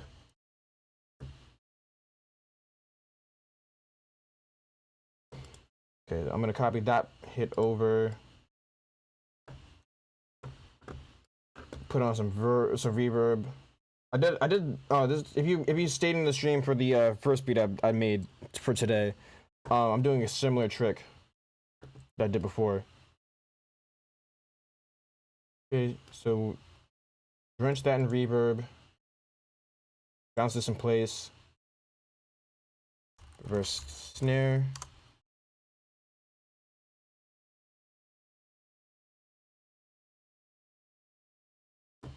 I'm gonna reverse this.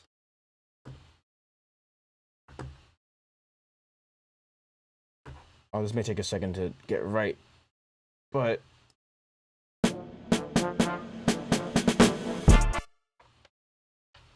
try this.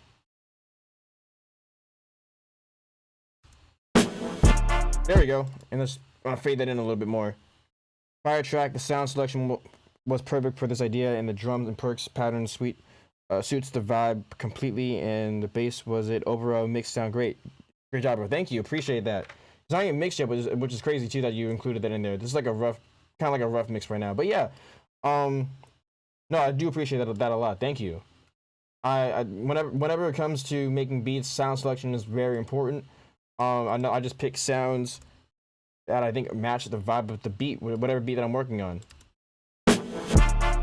Ooh, there we go.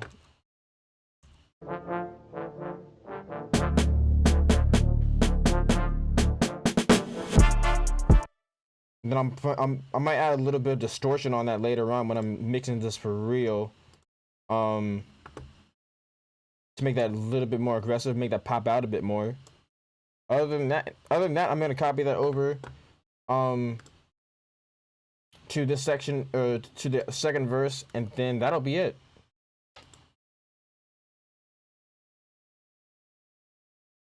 Okay, let's copy that over.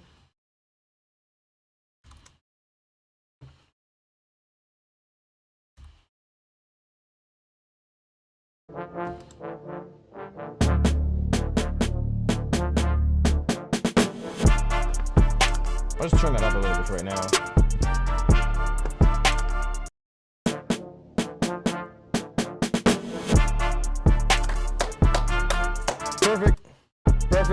Perfect.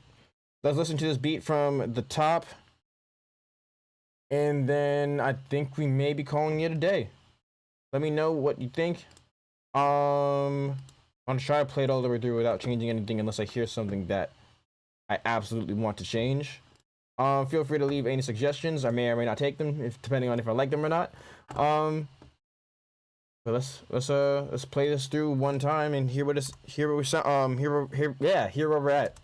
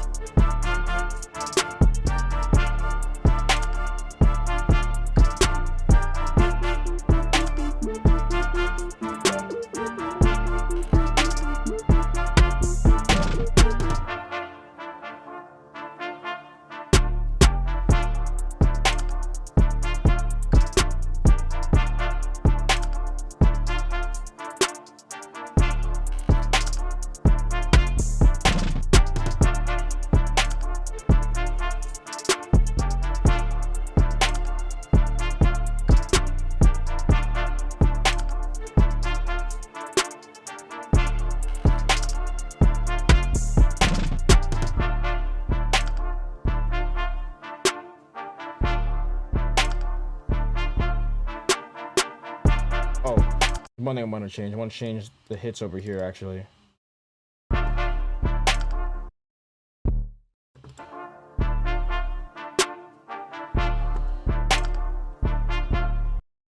Let's just change that one.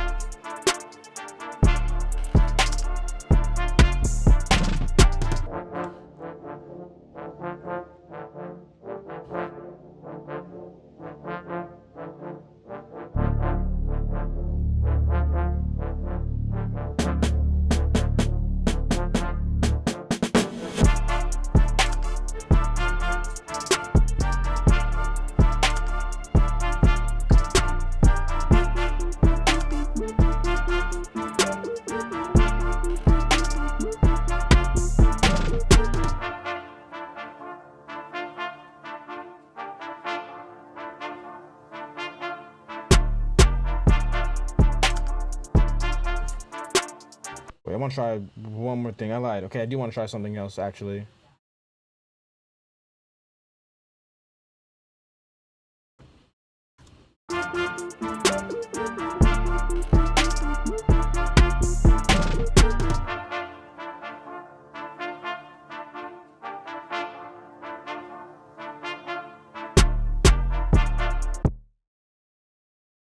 Chop off one of those notes.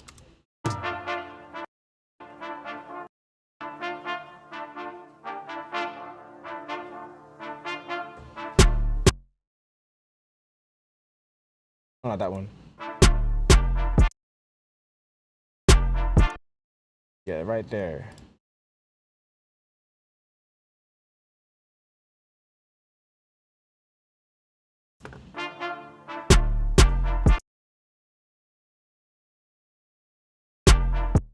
Oops.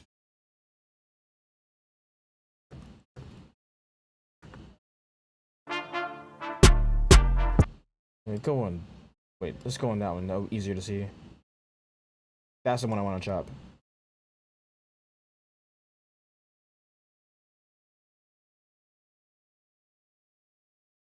And it's gonna sound empty for a second. When I'm mixing it, I'll just put some reverb right there so it doesn't feel as empty.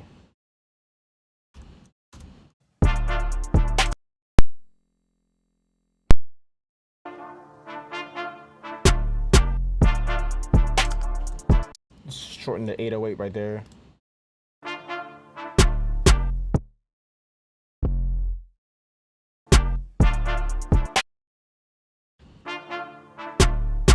Nah, never mind. Let's keep the 808 same length.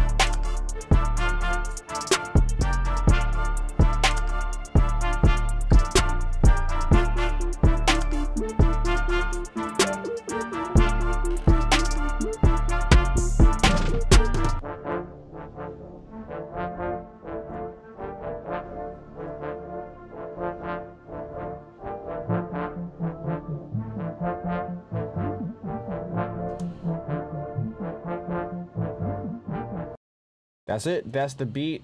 This is a good rough draft, and then I'll go in later on, probably tomorrow, and depending on my work schedule for that day, finish this up. So basically what I do is I'll have days, it's always subject to change based on my schedule for the day, but basically I have days where all I'm doing is making beats, and then another day where I'm finishing them and mixing them, and that's also subject to change based on work I have for other artists as well, because I don't only just make beats, I also I don't only just make beats to put on my website and on YouTube. I also produce for specific artists. I run studio sessions. I mix for artists. So it always depends on how much work I have for that day. I recently got into mixing podcasts, which is dope. But yeah, always typically depending on my schedule. The days like this where I'm streaming are the days when I'm focusing on making beats and just making complete ideas, of course. But not necessarily like finishing them in terms of the final mix, maybe other different arrangement tricks and stuff that I'll be doing. But yeah, this beat and the other beat I made they're definitely really good rough drafts. And then I'll go in tomorrow and finish them. Well, this one is for someone specific, so I actually might not end up finishing this one today. I just gotta think off the top of my head what other stuff I gotta do. I gotta wrap up the podcast, actually. I gotta wrap up mixing that podcast. So I'm gonna take a break from making beats for right now to go wrap up that podcast that I was working on before. Actually, no, I changed my mind. I'm gonna go take a break and eat something. Didn't have my protein shake for today, actually. I'm gonna go ahead and do that. Take a quick break, give my ears a bit of a quick rest. And then come back in maybe about, 20-30 minutes, maybe less than that, I don't know, and work on some more stuff. So thank you everyone for tuning in. If you're watching this on YouTube, I would greatly appreciate it if you subscribed and turn on notifications so that way you're notified the next time that I go live. As well as the regular videos that I post on this channel. I post new videos every Wednesday. Who knows? Maybe I am gonna also start doing YouTube Shorts. So those would be cool. Those would be cool to look into. And just experiment with those and see what other styles of content that I can make that also will offer education and entertainment to primarily the producer community, but of course the independent artist community as well. You can follow me on Instagram at L_Marquis. If you're watching me on Twitch, I also would greatly appreciate it if you followed me on there. Yes, live streaming schedule as of right now is what's it? Oh, thumbs up. Thank you, SLP. The schedule on there will also be Tuesdays and Thursdays, 12 o'clock p.m. Eastern Standard Time. Give or take a few minutes, depending on if I'm just running late or if I'm eating or whatever. I do try to get in here at 12 though. But yeah, thank you all for tuning in. If you also would like to partner up with what we're doing over here on the YouTube and Twitch, on YouTube there is a link to donate if you would like to donate to the business. That money does get thank you Ahmed for subscribing. That money does get reinvested into the business and the channel, so that way I'm able to continue making dope music and dope beats like this. There should be a PayPal link in the description of the YouTube video if you would like to donate anything. Don't feel obligated to. If you don't want to, it's all good. But yeah, and visit my website lmarquisproductions.com. That's where you'll be able to check out my music, my beats, sample kits, merchandise. You can see this over here. I got the bedroom producer hat on right now. If you want if you want a hat like this, I actually made this hat myself. Well, the design, not the physical hat, but I made the logo up myself. So if you want to purchase a hat like this, go to lmarquisproductions.com. You navigate to the page where it says merch, and you can pick up your own bedroom producer hat, t-shirt, hoodie, tank top, and yeah. What else? Anything else? Oh, and if you like the machine template that you've seen me use, or the machine inside of Logic template that you've seen me use throughout this video, if you go down in the chat and also if you go into the description of this video, you should also be able to find a link to download this template completely